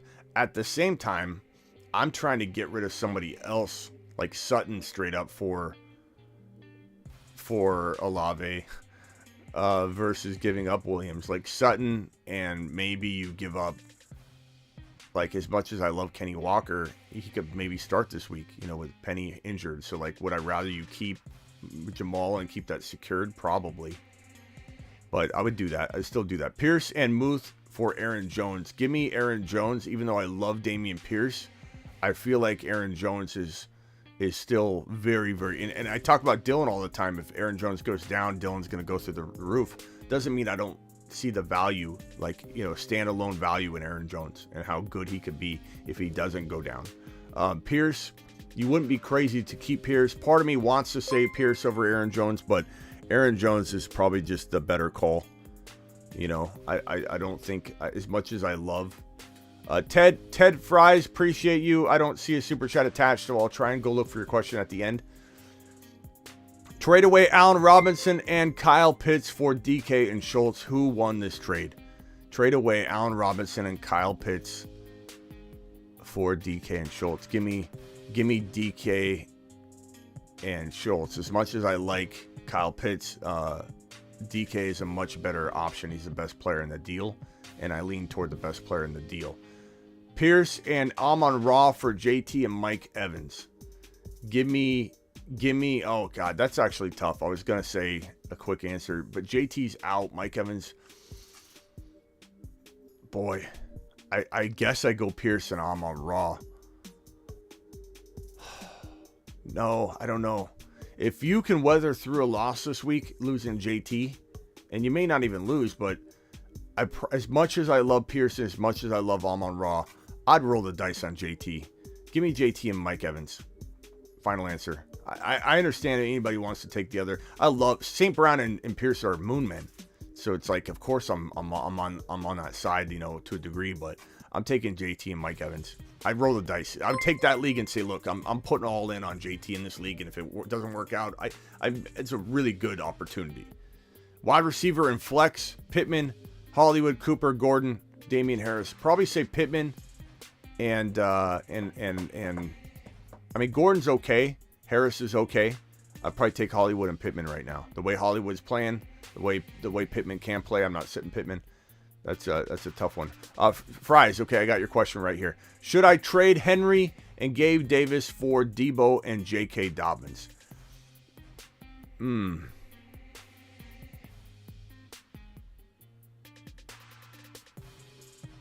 Caveat. I do if I can trade J.K. and go get a player I like a little bit better, like Pierce or Breece Hall, or maybe even Dylan and something, because J.K.'s got good trade value right now. And if you can't, then Henry and Gabe Davis for now. But I'm still looking to trade Henry on the high as you go through the year. But that's a really tough call. I don't trust JK yet. Everybody's like super, like, JK's back. Like, he had touchdowns and he looked, you know, he did good with those opportunities. But like J-Rob, the touchdowns you can't guarantee those touchdowns will be there each week. And what's happened in the past has happened in the past. Like week 4 is week 4.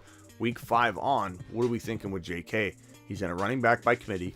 Gus Edwards is coming back. The number 1 running back is going to be Lamar Jackson 8 times out of 10. And the touchdowns will be vultured by Lamar 8 times out of 10. So I like JK, but if I could trade him, I maybe do that. Jamal Williams and Khalil Herbert this week for running back on your 4-0. Jamal, as long as I mean, even if Monty's out, I like Herbert, but probably Jamal. This will be tough if you went Herbert last week and you sat Jamal and then you switch it. It's like changing lanes on the freeway. It's like, are you going to make the wrong call? Are you just going to keep changing it? So it's like, you know, I understand your pain because Khalil Herbert could explode, but Jamal was so effective. I think you got to go with Jamal for this one extra week before the bye week. The Detroit Lions have a bye week in week 6, and then Swift will return, and then we got to assess what Jamal is worth. Got offered Swift and Monty for Monty and Hopkins. Give me Swift all day long. Swift all day long. Nice job. James, Herbert, CMC, Amon-Ra, Waddle, Kelsey. One do I do? Damian Harris, J. Will, or Herbert at flex? If J. Will is Jamal Williams, which I assume it is, I'm going Jamal Williams, and I'm not even hesitating. If I'm on Raw and Keenan Allen sit, do I start Sutton or Kirk? You got to go Kirk, I think. He's just been steady Eddie, bro. Can I call you? Rock Out, I'll open the phone lines in just a little bit. Appreciate you, Rock Out. And thank you for your rap you sent. Let's get to the voice messages. This one is from, let's see here. Conklin. Let's see here. Conklin, appreciate you dropping some voicemails yesterday. Let's go to Michael. Smitty, I need your help, man. So I lost Javonte. I got JT. Losing him for this week. So I'm thinking about a trade JT for Cook and Swift. I've got Hall, Algier, Claire Herbert, ETN, Walker, JT for Cook and Swift, and Brandon Robinson. Yeah, JT for Cook and Swift. I take that.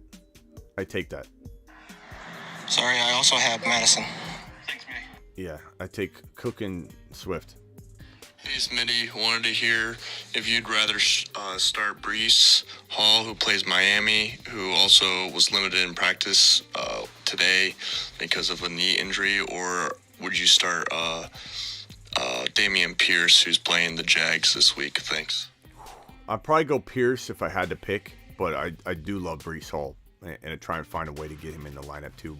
And as for Michael's first question, and Michael's got another question here, Swift. I mean, to get Swift and Cook, like I doubt Cook a little bit, right? I just said in the panic chamber to panic on him, but he's also, I mentioned, a good buy low. And when you're getting rid of JT, who is out this week, and you're coming in and you're getting a Swift on top of Cook, you're packaging in all the risk you need. Like, that's two players that could potentially be as good as JT all in their own right. So, yeah, take the gamble in that scenario. Also, the guy who has Cook and Swift, he's also got Fournette. Maybe he's a better one to try and grab with Cook, since I've got both the backups. Over Swift? No. You take Swift over Leonard Fournette, bro. Don't crap right on your offer. You made a nice dinner. It's on the table. Don't take a deuce right on top of it and ruin it. You just set up a nice little trade. Would you pick up Booney for the Denver Broncos, or Booney? Would you pick up Murray Latavis, who just got signed to the Broncos? Latavis.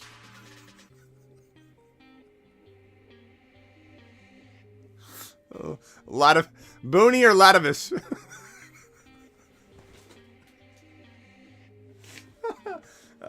Latavius Murray or Boone? Mike Boone. Hey,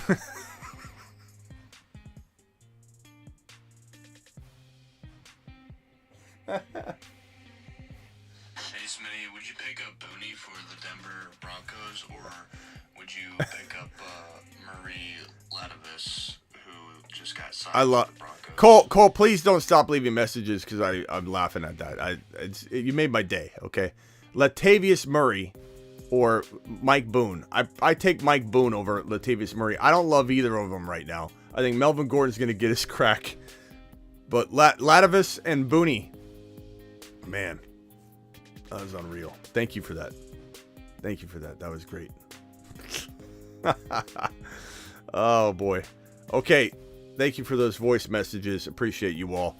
James Conklin, 3 wide receiver, 2 flex, PPR 3-1, Joe Burrow, Pickett, Wilson, Dylan, Etienne, Hendo, B-Rob, Rashad Pacheco, JJ, Amon-Ra St. Brown, Higgins, Bateman, Logan Thomas, Ingram. Would you trade Higgins and Hendo or Rashad for CEH, Muth, and Zay Jones? No. Higgins is worth more than that. I'm not trading Higgins. I like the idea of getting like Clyde, and I love the idea of maybe getting Muth. Big 15K. Thank you, pal. Appreciate you. But no. Higgins is worth more than that. I like Higgins a lot. No way I'm doing that. No way. Appreciate your super chat, big boy. Appreciate you. Would you trade James Robinson for Amari Cooper? I don't know. It's very, very close. Not because I love J-Rob, but because I feel like J-Rob still has some trade value, especially if he has like a good game or something again. Then people will kind of cement in, okay, maybe he is real. But Amari Cooper's got good trade value too, potentially. I'd probably rather have Cooper as a player. I think Cooper has been playing well. I think people forget very quickly off of like one game after a bunch of good games. What did Cooper have statistically last week? Let's pull up Cooper's game log. Cooper, it had to have been pretty forgetful because, one catch for 9 yards. So, Amari had 9 catches for 101 and 1 TD in week 2, 7 catches for 101 and 1 TD in week 3, 1 catch for 9 yards in week number 4, and 3 catches for 17 yards in week number 1. So he's inconsistent for sure, but I think people are just kind of writing him off already, and I would rather have, I think, Amari. But, I mean, James Robinson's an RB, and maybe you could get like a Dylan for James Robinson, whereas you couldn't get that for Amari. So I would look to maybe get a different player. This fan is like drying my eyes out. Let me turn this fan off. 10 man, 0.5 Herbert, Eckler, Aaron Jones, Godwin, Deontay, Kelsey, Bateman, Gabe Davis. Cook owner is stubborn. Any trade advice? If you can't get Cook, or maybe you haven't tried, maybe you're just trying to give him Madison, try and get Cook. But if you can't make a trade with them, then whatever, move on. Aaron Jones, Eckler, Herbert, I like that. Godwin and Deontay, I'm selling. Do I mix in a potential? You don't really have a whole lot. Darrell Henderson, I don't think is tradable. You may, bro. I hate to say it because you have some good pieces, but I feel pretty confident in saying you're not the lead dog because it's a 10-man league. You might have to divide and conquer with Kelsey, and I don't just mean go get a tight end and a player. Maybe you look to Taysom Hill on the waiver wire. We call it going rogue. Go rogue at tight end. Get Taysom Hill into that lineup, and you're going rogue. Media, appreciate you subscribing. Go rogue at tight end. Go get 2 players, maybe a Higgins and a Breece Hall for Kelsey, like something like that. And try and attack your lineup a little different is probably my best advice. Kelsey's your biggest bargaining chip. Godwin can also be traded. Dylan, I forgot in the last chat. Oops. Okay, John, I appreciate that. I love Dylan, bro. Love Dylan. So if you've got Dylan, that makes your team a little bit better. Yeah, but I still would consider dividing and conquering a little bit. Appreciate your super chat, by the way, both of them. Corey with a super. London or Olave rest of season. Swift or Kamara rest of season. I'm going to go Swift, even though you're going to have 2 games without him. Kamara will have his bye too, so it's really only 1 game. You got to look at it like that. I'd rather have Swift, but Kamara is maybe a tad safer because Swift is struggling with a bigger injury than Kamara because his injury, I think, is probably Kamara has more of a shot at playing this week than obviously Swift, who's out. But who knows? Maybe Swift plays before Kamara. We don't really know because Kamara's situation is garbage. And who knows what they do? What if they shut him down? I don't know. Olave over London because of volume. And even though the Saints are up and down, they have more yardage to go around no matter what than the Falcons do. I got your 4-0 Lamar, Najee, Dylan Sanders, Williams, Diggs, Schultz, Akers. Would you trade Williams?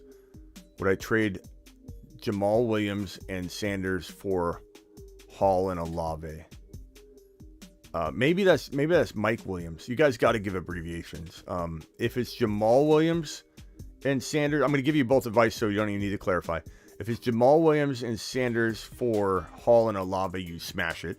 If it's Mike Williams and Sanders for Olave and Hall, and Olave and Hall, you smash it. Either way, that's a good deal. You don't even need to clarify. I would take the Hall side of the football, baby. I traded Zeke, Pollard. Thank you for the super chat, by the way. Who is that? Ricos. Appreciate you, Ricos. I traded Zeke, Pollard, and Thielen for Jonathan Taylor. You've just been Smitty approved. You wizard. You. Smash it. Steve, appreciate your super chat. I'm going to put you over in the corner here, good buddy. Thank you for that. Jay says, Javonte Williams was offered Scary Terry Mixon for JJ and ETN. No. ETN's a great stash, but he's not somebody you factor into a trade. Anyway, if he's thrown in, that's fine. But the problem I have with this is JJ. You're not getting enough. Mixon isn't anything close to secure. You need to get, using JJ, you need to get like a Diggs and Hall. And if you're not going high enough to get a Diggs or a Chase or somebody of that caliber wide receiver, then your running back has to be JT and Higgins as your wide receiver, or JT and Pittman. This is not it. There's no way. You need to get a whole lot more than this. Do not make this trade. Steve says my super chat was blank. Here is the question. Lost Javonte. Chase and ETN for Dylan and AJ Brown. Okay, Steve B. Appreciate you dropping that and dropping another. I think they're blank when they're 99 cents or $1.99. I'm not sure if they limit the characters you can drop in that, so that might be why that happens. Appreciate you dropping the clarification here. Lost Javonte, trade Chase and ETN for Dylan and AJ Brown. I would take Dylan and AJ Brown. I think Dylan crushes ETN, even though ETN is a very good stash and wait. Right now, he's a stash, so that's his value. AJ Brown and Chase. Some would rather have AJ Brown over Chase, and at the very least, they're close and arguable. So Dylan is the kicker. Easy Dylan side, and I love Dylan right now. Start which two? Hollywood, Pierce, Herbert, Nyheim Hines. I'm gonna go with Pierce and probably Hollywood, but if we find out that Melvin Gordon is like out, or I'm sorry, Monty. Let me pull up Montgomery news. David Monty. He did not practice Wednesday. Monty's left. Herbert could push for running back 1 numbers in week 5. I know he burned people last week. Didn't deliver. I would be tempted to start Herbert over Hollywood this week. I'm definitely starting Pierce, but you need to know for sure that he's in there and good to go. Thank you for your super chat. Star, trade Mahomes for Barkley and Hill. This has to be a super flex. I'd have to use Lawrence for my QB. It's a PPR league. It sounds like a 1 QB league. I have to use Lawrence as my QB. It sounds like I'm going to assume that Star's in a 1 QB league. You're trading Mahomes for Barkley and Hill. Take a lap for asking this question. Take a lap, a victory lap. Pat yourself on the back as you jog around the track for having this trade on the table. And you, my friend, are maybe the sorcerer of the day if you pull this off. If you're just thinking about sending this trade, you're going to get rejected. But if someone actually sent this to you, punch the button and run. The veto police are after you as we speak. But if this is like your bright idea at midnight, it's going to get shot down as quick as, Antonio Brown in a public pool, trying to hit on some people. It's I don't even know what to say on this trade. Like, please let us know if that's out there and you accept it and it's done, because then we're going to crown you as the sorcerer of the day. Ola Smitty from Panama, appreciate you. 3-1 PPR. Lost Javonte. Any possible trade for my team? Love your show, bro. Thank you. The show loves you, Tomas. The show loves you, Tomas. JJ Hill, Waddle, love the wide receivers. Jay Will, that's got to be the wide receiver. Jay Will, Cam, Hines, Rashad. You're hurting at running back, though. 16 team league? Yeah, 16 team league. Jeez. Yeah, losing Javonte crushed you. Hines is okay right now for you this week, but yeah, you're in some trouble. You might have to trade Hill or JJ. You could be okay. I mean, you hit that waiver wire hard, bro. And if you get lucky, you might take this thing to the moon. But what I do a smart JJ trade. And when I say smart, I mean you get a Diggs and a Dillon. You get a Diggs and a Hall, a Diggs and a Pierce, a Jamar Chase and a Hall, a Jamar Chase and a Dillon. It has to be smart. It can't be for a measly little running back that I don't like at all, like a Darrell Henderson or something for your running back 1 spot. It's got to be something significant, but you're gonna have to maybe take a look at that and see what you can come up with. But appreciate you, my guy. Thank you for the super chat. Definitely look to do that. Mel super chat wants to know trade Chase and ETN for Dylan and AJ Brown. Steve B. Yeah, I got that one, Silver. I'm so behind, but I appreciate Silver looking out for people like a big brother. Definitely got to that one just a minute ago, so appreciate you. $4.99 holler, 2-2. Thank you, Oscar. 2-2 Burrow, Mike. Need some help. Hollywood, Godwin, Mixon, Zeke. I'm trading Zeke and and Hollywood, or Zeke and Mike Williams for a Chase. I'm going after JT with this trade or this team. You're 2-2. You could afford maybe to lose JT for a week. So can you get rid of Zeke and Thielen, Zeke and potentially Mike Williams, or Zeke and Hollywood for JT? I do that in a heartbeat. Would I buy low on Kamara in this situation? Probably. Would I take a Zeke and Godwin and turn it into a Kamara? Absolutely. Would I take Zeke for Dylan and you got to give up someone like Garrett Wilson? Absolutely. Thielen and Zeke for Dylan. Those are all options that I think put you in a good spot, Oscar. And they're pretty cheap and easy to do right now, given the fair market value of all those guys. Najee and Mike Thomas for Devontae Adams. I take Devontae Adams. I draft Devontae over Najee, and Mike Thomas doesn't do anything for me. He doesn't move the needle at all. So I would definitely take advantage of that, getting into the Devontae Adams game. Smitty in trouble. Javonte gone. Starting running backs are Ramondre and Pierce. Chase, A.J. Brown, and London at wide receiver got offered. Singletary for Hawkinson. No. Go get Dylan for Hawkinson if you've got to make a desperate running back play. Don't go after a guy like Singletary who guarantees you really nothing very long term, bro. No. Pierce, Hall, A.J. Dillon, those are the lowest running backs I'm accepting for a guy. Hawkinson, who came out of last week as the top scoring tight end last week in that week number 4. And so he's on the rise in a lot of people's minds. A $10 holler from Tony. Tony, I appreciate you, my man. 1-3, 0.5 PPR, 10-man league. What should I do?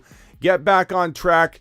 Herbert, Debo, B. Cook, CMC, Hunt, Everett, Stevenson, Schultz, Hopkins, St. Brown, Swift. You've got the firepower. The firepower's on the bench. It's not your fault. That's why you're 1-3. St. Brown, Swift, once back in the lineup, you are balling out, my man. I'm not touching Herbie. I'm not touching Debo. I'm probably not touching CMC. Would I trade Stevenson? Maybe. Would I trade London and Hunt for a Dillon and get some security in there? Maybe. At running back. Would I trade Hunt and London for Breece Hall and Pierce and the usual suspects we're cranking out? Absolutely. I love the idea of getting a Higgins using Hunt and London. London is good, but he's inconsistent because his offense will be inconsistent just like Kyle Pitts. There will be inconsistency. Do I buy low on London and Pitts in the right environment and situation? Absolutely. But do I also sell them? Absolutely. Stevenson, Hunt, and London, all for a Higgins, all for a Pittman. Go do it, get it done. And then when Swift and St. Brown coming back, you're firing on all cylinders. B. Robinson might be there for you when the time is right. Keep the faith. 1-3 is not your fault. Injuries have taken you down, but you're going to rise, young man. You will rise from the ashes and win your league. Mark my words. What are your thoughts on Mostert? Do you think he's good? A good pickup? He's okay. He's okay. I like Algier more, even though Algier might play less games, but maybe not. Mostert could get hurt. He's very injury prone. So I'm very much okay with Algier or White in that order over Mostert. But if Mostert's there, you know, I don't mind him as like right behind those guys if he was on waivers. You know, that's definitely a decent player to add. Thank you for the super chat. Trade Hurts for Hall and Garrett, Geno Smith, I suppose. Geno Smith. Hurts for Hall and Geno Smith. No. As much as I love Hall, Hurts carries you week in and week out, and this isn't the kind of move that I make. I'm just not doing that. If I'm trading Hurts, it's for something crazy. Maybe I'm picking up a guy like Geno, or I know Geno was in that deal, but if I'm trading Hurts, it better be like Hall and, Chase. All right, you're probably not gonna get that, but like Jamar Chase for Hurts, right? And then you get a Dillon. Like that. That's what I would do. I'd do something like that. Something like that would work. Pacheco. Do you own Pacheco? I imagine you do, in at least one league. I'm looking for it. I don't see it on this team, but I wonder how many teams you own Pacheco in. It's got to be influential. It's got to make you want to take him. Start 2, CD, MT, Curtis Samuel, Judy. I mean, it's CD and probably... I mean, you could go Samuel as a safe play. I probably would go Judy CD and Judy, but you could go either way. Also trying to upgrade from Pitts because I'm worried, is Jamal Williams plus Pitts for Ertz sound good? No, absolutely don't trade Jamal Williams. He could ball out for you one more week, and who knows what's in store for him. I like Pitts. I like Ertz, but I would trade Pitts for Ertz straight up maybe if you were worried about him, but I quietly like Pitts still. I know a lot of people don't, but this guy is the number one, the best rookie tight end in the history of the National Football League. He is currently. And I know everybody wants to. Decimate, I'll go look for your super chat. Appreciate you. I'll look for it after I get through these. I'm sure you posted a comment right after that, so I'll have to try and find it. I messed up, Smitty. I'm 3-1. Not really. If you're 3-1, Tony. In another league I need help with, 1-3. 0.5. Herbert, Debo, Mike Williams, Eckler, Aaron Jones, Ertz, Brandon Cooks, Freiermuth, Pollard, Jacobs, Hall. Jacobs is good trade bait. Hines, Renfro. Why'd you mess up? I messed up, Smitty. I'm 3-1 in the other league. I need help with this league, 1-3. I don't think you messed up. Oh, you messed up in wanting help with this league instead of the other. Okay. I would say, Aaron Jones and Eckler are fine. Would I upgrade Aaron Jones if I could? Sure. I don't know that you're going to find much luck trying to get into an Eckler or CMC or anything like that at this point. But would I trade into CMC if it only cost me a potential? I don't know. Let's see if you got anything. Mike Williams and Aaron Jones for CMC, maybe. But I don't know. Kind of like the idea of maybe using Mike Williams and I like you have Breece Hall, Jacobs and Mike Williams for JT. Jacobs and Mike Williams for JT. You're 1-3. I know it's gonna be tough if you go 1-4. But why not ride back into the sun down, toward the sunset, bro, with JT in the lineup. Ride out of the sunset, not into the sunset. Ride out of the sunset with JT, even if you're 1-4. I mean, that's gonna suck. But I don't know, bro. I'd explore it. But Jacobs is a good sell high. You could also go after using Jacobs and Mike Williams. Go after, like, if someone had Dylan and Higgins, Dylan and Jamar Chase. Go to the Jamar Chase owner, see what they can add in if there's a Dylan there. A potential player they're doubting. I know you got Aaron Jones, but I still would take him. Mike Williams and Jacobs for Chase and what? That's one deal I'm looking to do. My guy. Appreciate you. Trade away Jacobs for Kamara. I would say that if you like a dice roll, Kamara's a fun trade for in that situation, but is it possible that it's safer to go with Jacobs? Maybe. Trade Chase and ETN. I got that one. We had a little bit of a panic on this situation. We got it taken care of. It just takes me a while to get through some of these super chats, my bro. Lost Javonte Williams, 10-man league. Herbert, Pierce, AJ Brown, St. Brown, Goddard, Curtis Samuel, Herbert. Who do I start? Rashad White or Algier? You probably start Algier this week. He's getting the volume. He has a tougher matchup. You wouldn't be crazy to go Rashad White over Algier given the tough matchup, but I'm probably going to go with Algier because of the volume that he's probably going to get. And all he needs to do is break one free. As far as any trade ideas, I mean, I don't know. I go to the Monty owner, try and offer Herbert and like Curtis Samuel for one slightly better player, like a Pittman or something like that. Past that, you're waiting on St. Brown to get back into action. You need Pierce to ball out. It looks like you kind of do need one move. You might have to explore trading an AJ Brown or a St. Brown into a Pittman and a Breece Hall or something of that nature to get that little bit of a bump in value on this roster. $10 hauler from Texas. Texas, appreciate you. 6 points passing TD trade. Jalen Hurts, Mike Evans, and D Cook for Burrow, JJ Pollard. Hurts, Evans, Dalvin Cook for Burrow, JJ Pollard. I'm going to say no. I'm going to say Hurts is better than Burrow, even though I love Burrow still.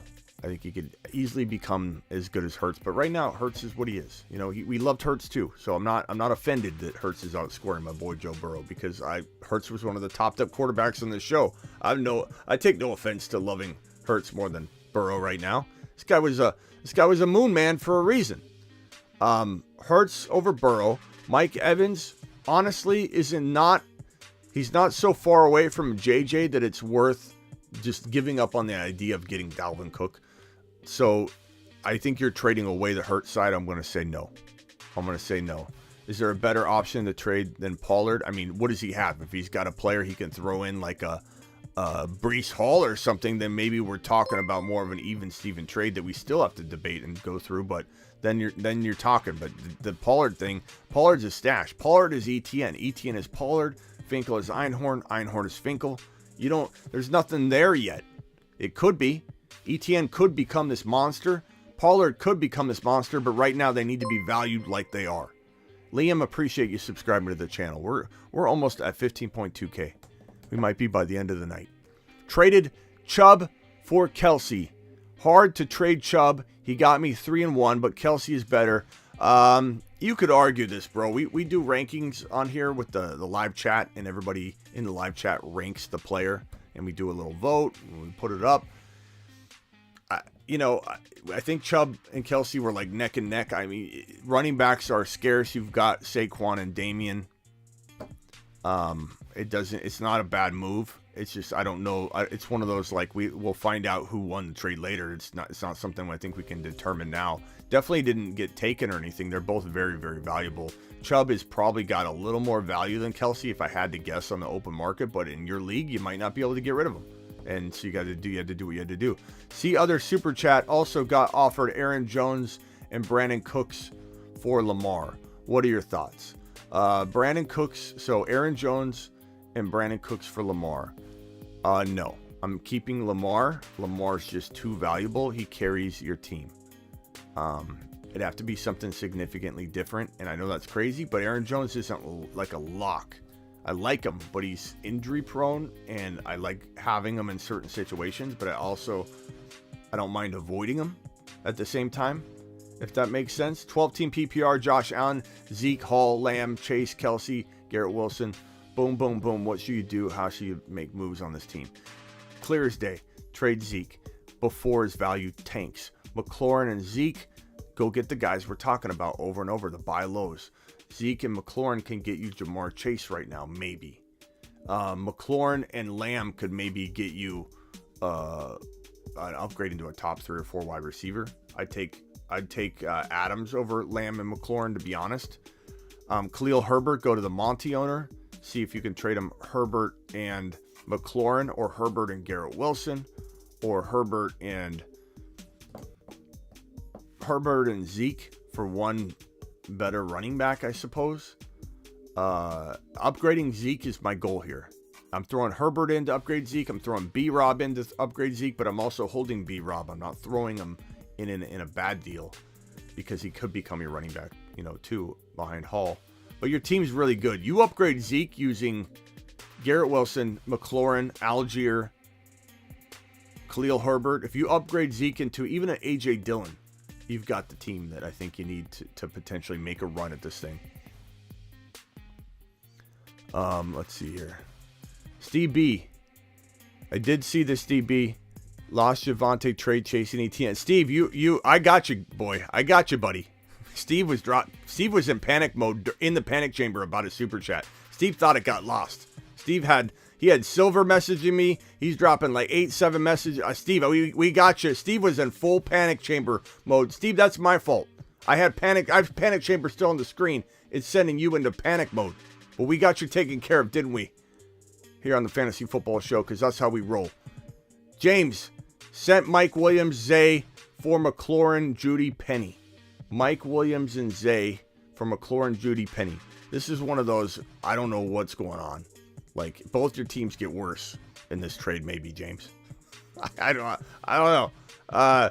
Mike Williams, McLaurin, you could make arguments. Judy, Zay. Judy, I'd probably take the McLaurin side, I suppose. And then trade Penny. And then trade Penny off. Get rid of him. Get rid of him before he doesn't play or something. Lost Javonte, have Mahomes, JT, Brees Hall, Dobbs. And I do appreciate your super chat, James. Thank you so much. Lost Javonte, have Mahomes, JT, Brees, Dobbs, Kittle, Khalil, benches, Hopkins, ETN, Walker. Okay. B-Rob's going to come back and get some value for you. You could try and trade him and Hopkins now and get one of those like Pittman or Higgins type players. I'm trying to maybe upgrade, a wide receiver. So give me Higgins, give me Pittman, give me Jamar Chase. Those are guys that I'm targeting, and I'm trying to use B-Rob and Hopkins and ETN and Khalil. And Khalil, the Monty owner might be interested in Khalil. So if you went to the Monty owner offering Khalil, Hopkins, and B-Rob, and you got, a Jamar Chase, it's possible. Other wide receivers to target that I think are attainable in this situation might be, it's Pittman, Higgins, maybe Waddle. People seem to be a little bit down on Waddle right now. So those are options for you. Thank you for the super chat.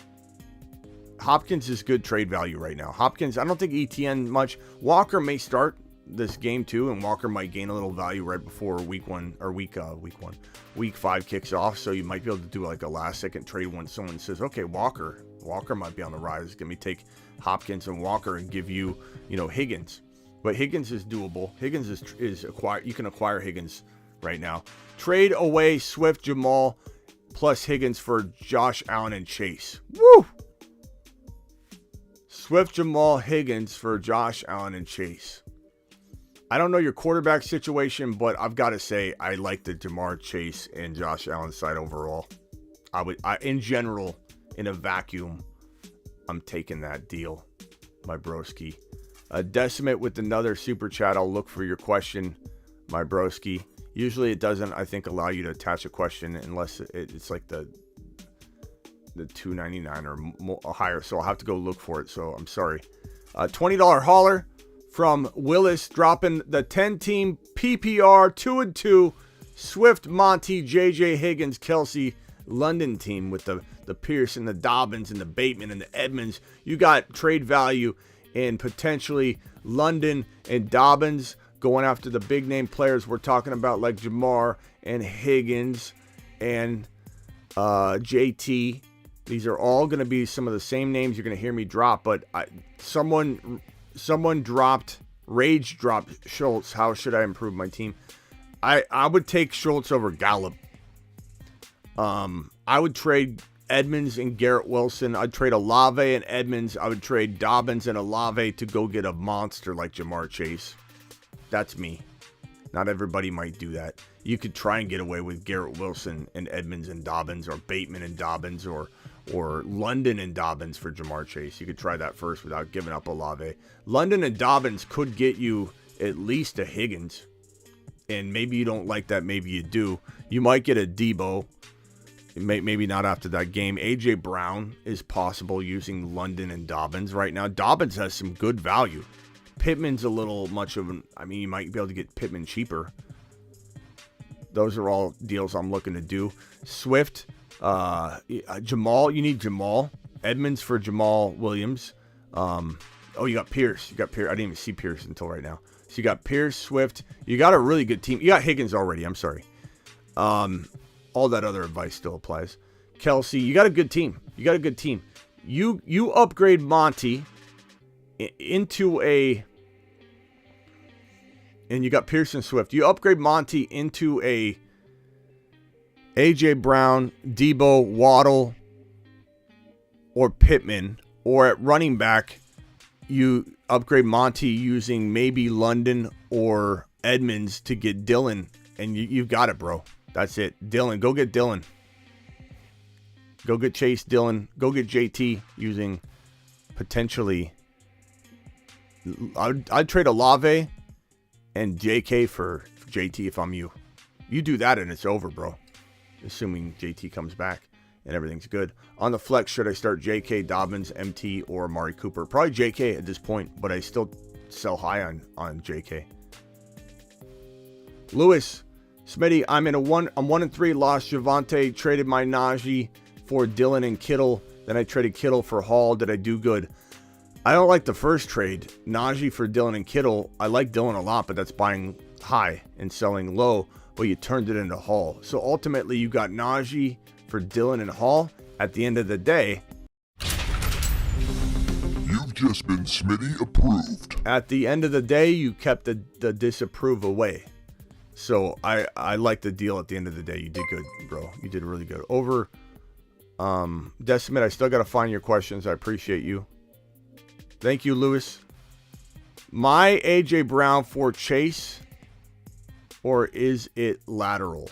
It is a lateral move, but I do probably take Chase Edmonds. Or Chase Edmonds. Jamar Chase. Don't take Chase Edmonds. Trade Chase Edmonds. I take Jamar Chase over A.J. Brown if I'm drafting today. But it's very arguable. Very, very, very arguable, bro. Trust your gut on it.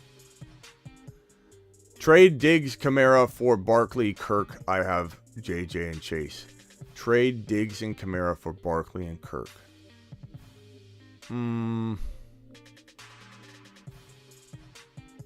Oh, God. What does the chat think on this one? I've not asked the chat pretty much on anything yet, but this one I need your help. Diggs and Kamara or Barkley and Kirk? Diggs and Kamara or Barkley and Kirk? What do you guys think?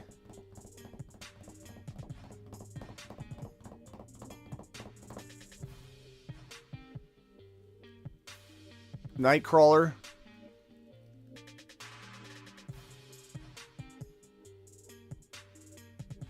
I got you next, Nightcrawler. What are we thinking here? Can we get help for Paul? JK is like 5'6". Barkley and Kirk. Diggs. Diggs side. Diggs, Kamara all day. Barkley and Kirk. Diggs side. Diggs side. Diggs, Kamara, landslide. Yeah. The thing is, I like Barkley a lot, but I think Diggs can be argued as valuable. I know a lot of people are going to say no, but Diggs can be argued as valuable or close to it. And then Kamara, you just got to assume, and maybe we're wrong and Kamara doesn't ever play again. Who the heck knows? But it definitely is a potential situation. 12 PPR, Josh Allen, Zeke, Hall, Lamb, Chase, Kelsey. What should I do, my team, and how? Josh Allen, Zeke, Hall, Lamb. I'm trading Garrett Wilson, McLaurin, Herbert, B. Hall. Okay, let's see here. What about our B. Rob? Give me McLaurin and potentially Zeke. Zeke is the trade here. I think I already went over this. Zeke is what you need to trade. Zeke and McLaurin. Zeke, yeah, I took care of this question. Zeke and McLaurin. Go get a Breece Hall. Go get a Pierce. You already got Hall. Go get Pierce. Zeke and McLaurin for Pierce. Go get Swift. Go try and get A.J. Dillon using Zeke and maybe Zeke and Garrett Wilson. Maybe Zeke and Khalil Herbert.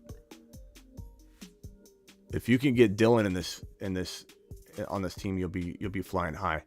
Should I start Dobbs or Curtis Samuel? That's a toss-up, bro. I would probably say Curtis Samuel safer.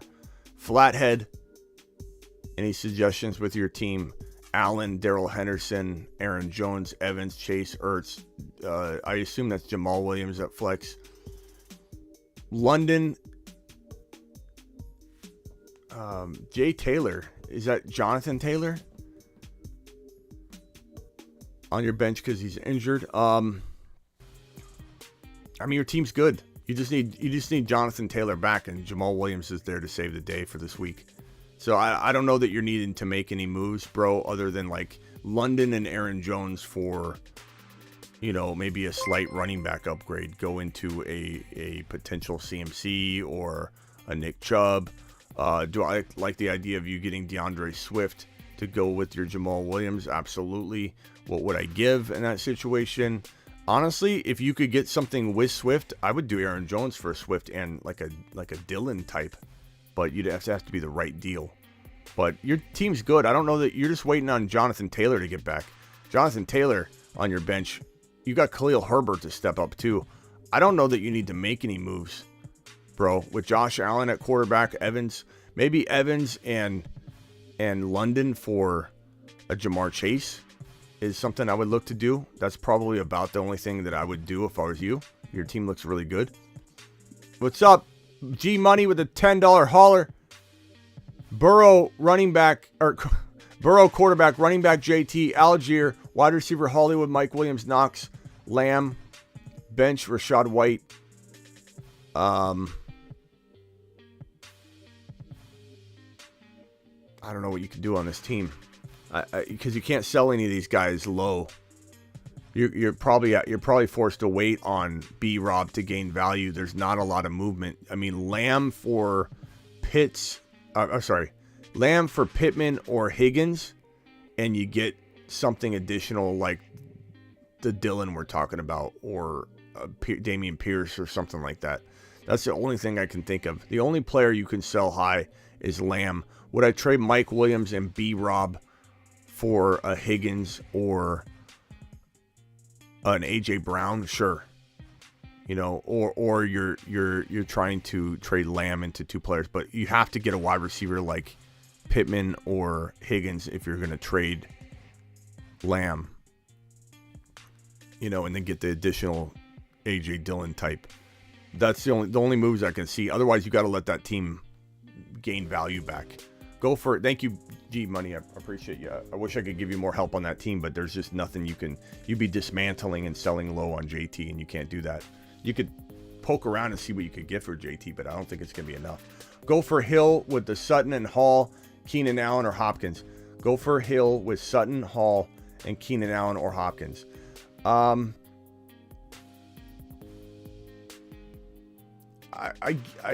guess I would trade like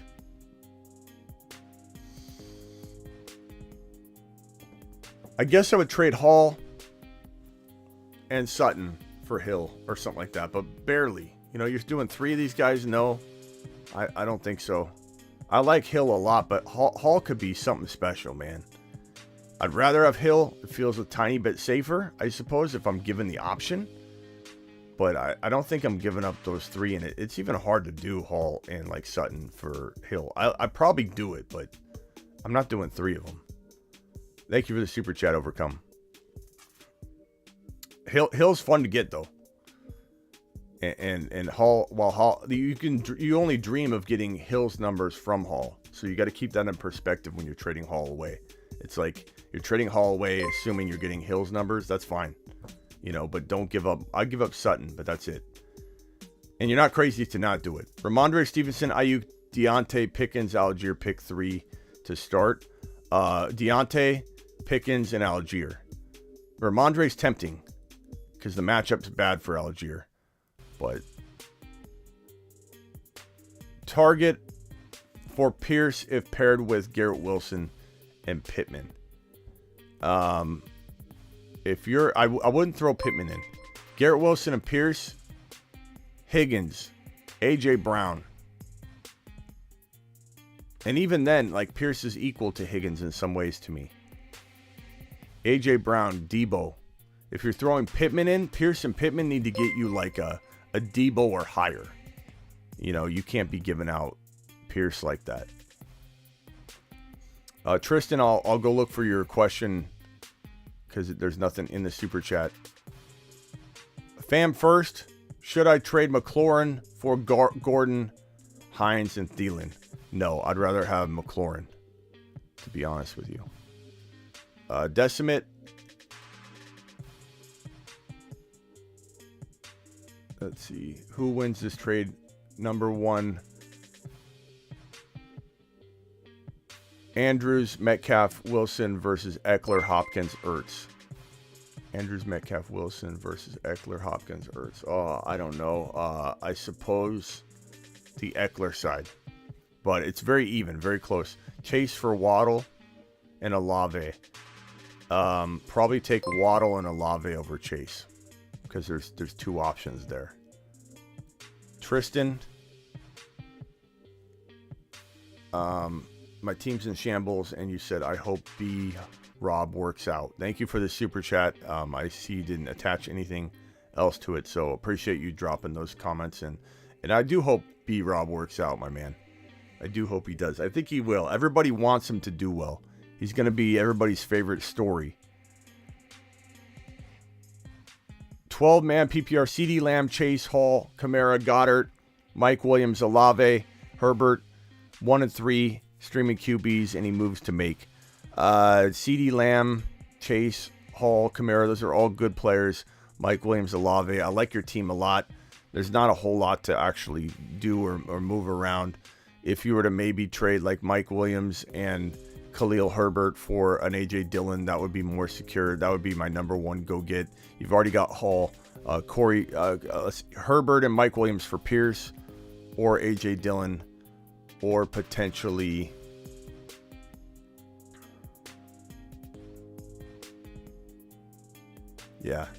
that's it. That's it for running backs. This is the dead zone. I like your team. I don't know that you need to make any moves. I think you could maybe use Mike Williams and Kamara to go get, let's see, what's your record? 1 and 3. I would take JT over Kamara if all I had to do was throw in. Would I throw in at Mike Williams? Would I throw in Mike Williams? Chat, would you throw Mike Williams in with Kamara to get JT, even though JT's out this week? Maybe not.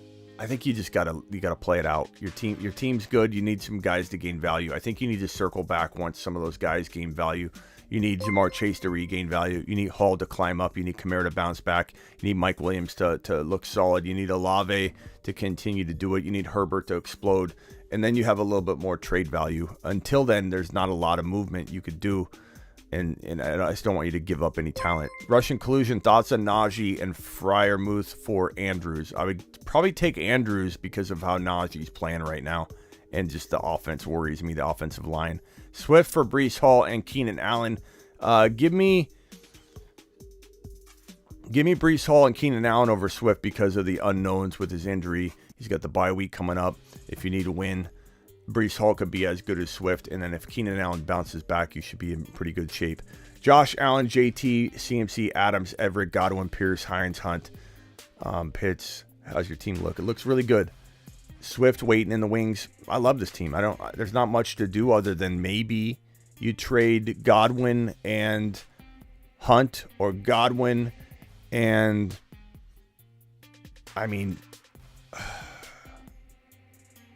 Godwin. I don't know. Godwin and you got Pierce. You got a good team.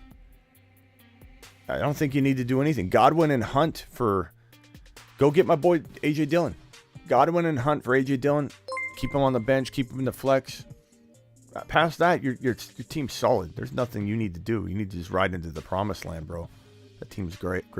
Trade M and S for what? Trade M and S for Murray, Latimus, and Booney. At first, I thought you were serious. We got people that literally, they write code to me. They're like, do I trade M for T? Like as if I know what the heck they're talking about, and Vamp is playing on that. At first, I thought you were serious. Latimus and Booney was funny.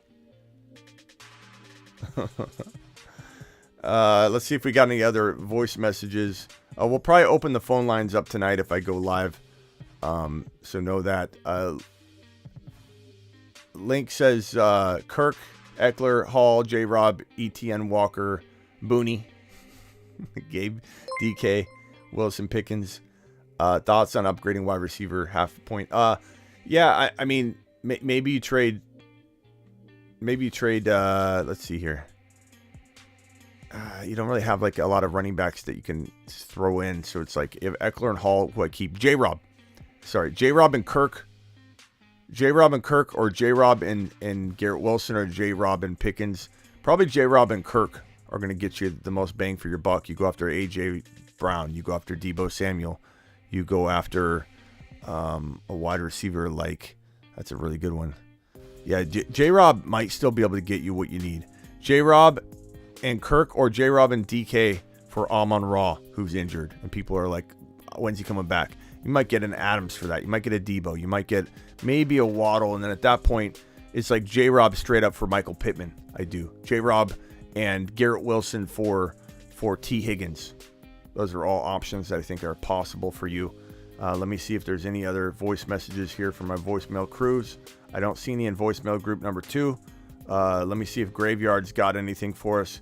Graveyard, you got anything for us? I'm going back to these voicemails on the regular, so you guys need to drop these voicemails on the regular. I see James with 2 more. Smitty, what are you doing with Kyle Pitts in redraft? I really think it's Okay, time. yeah, I got to those. Okay, so voicemail group number 1 and 2, please start leaving them on the regular. I am out of here. I've been live for, what has it been? I've been live for how long now?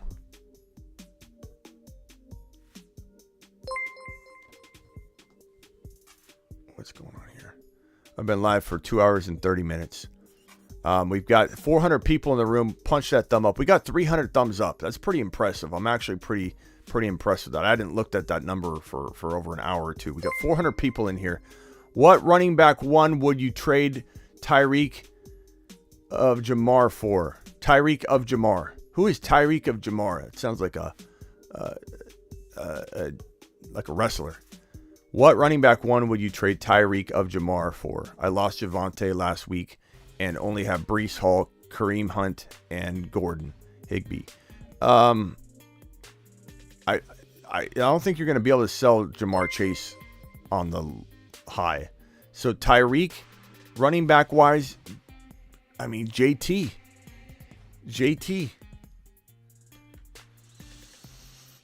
Hill could maybe get you Chubb. Hill could get you CMC potentially. Hill could get you Derrick Henry. Hill could get you Aaron Jones and potentially Pittman. Aaron Jones and like AJ Brown, AJ Brown type. I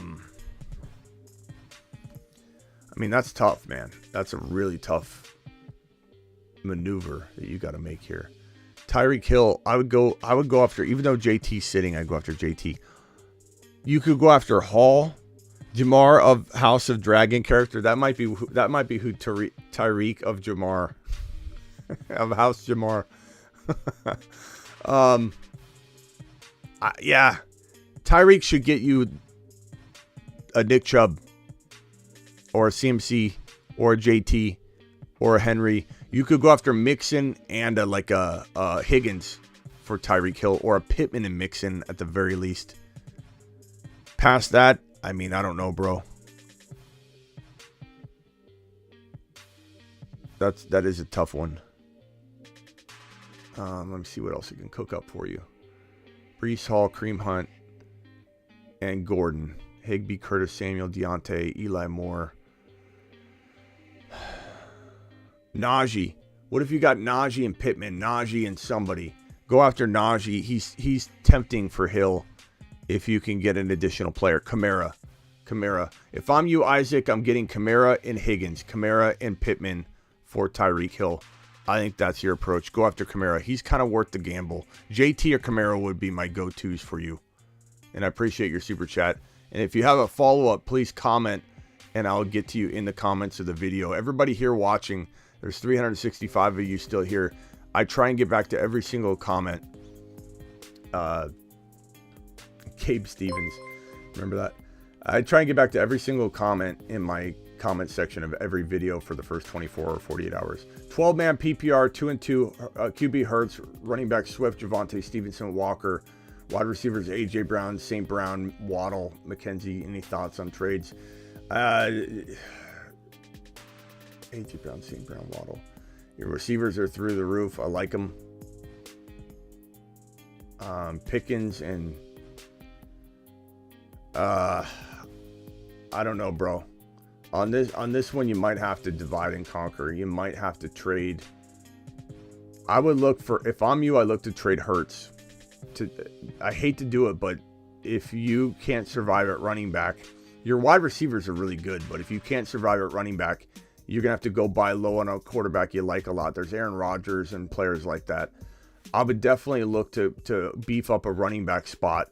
Like maybe you can get a Hall or a Pierce with the quarterback for Hurts. I would probably look to explore that for your team. Past that, it's going to be tough sledding for you at running back. You just need a running back. You need a Dillon somehow.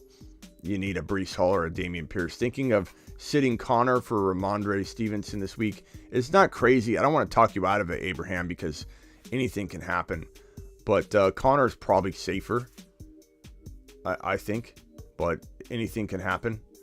Should I try and sell Taylor and maybe DK to get Jacobs? No, I'll be selling Jacobs to get Jonathan Taylor racing. I'm going and getting Jonathan Taylor. I'm the one who knocks. Okay, I'm the one that knocks for JT. I don't go selling JT for Jacobs. I acquire him. Let's not get out of control. He's out 1 week and he's now worth less than Josh Jacobs and you're giving up more? Absolutely not. Not on my watch. Jacobs had 1 good week. Trade away Jacobs for Kamara. I would take Kamara. Andres, I would take Kamara.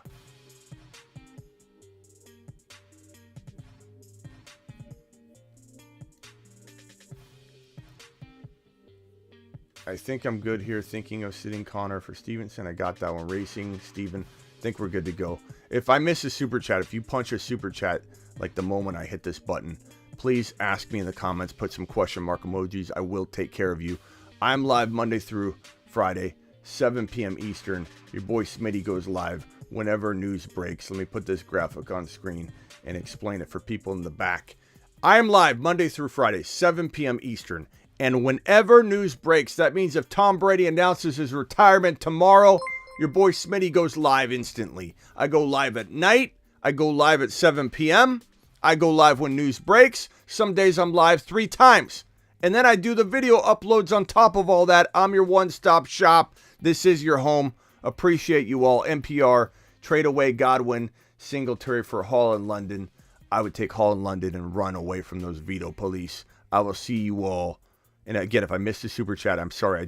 You saw me. I did my best. Please put a bunch of question mark emojis, the red ones, in the comments and let me know that you super chatted. I will take care of you. I'll take care of you anyway. You don't even need to do that. But I want you to let me know so I can apologize if I missed your super chat. But please, everybody watching, 348 of you, I challenge you. Ask me a question in the comments of this video. Not the live chat, the comments of the video. And I will try and answer every single one of you tonight. I challenge you. Do it. Trade Sutton and Connor for Garrett Wilson for Eckler. Sutton, Connor, Garrett Wilson, smash. Smash. Go do that trade. See you all later.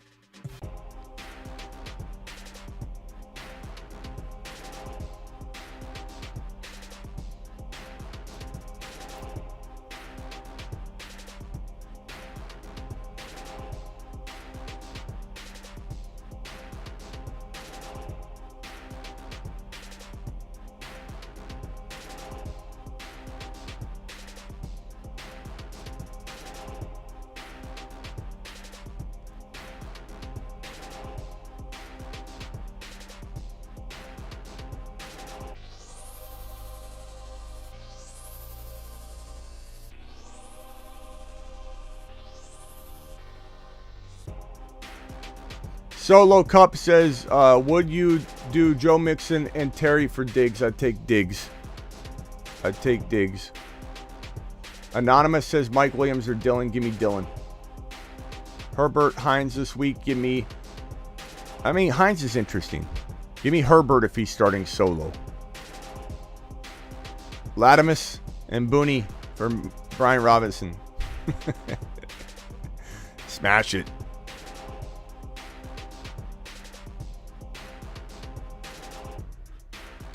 Appreciate you all.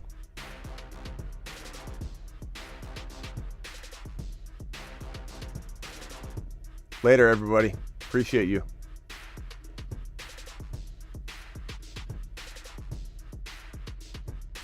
Get breached. Get breached. Get breached.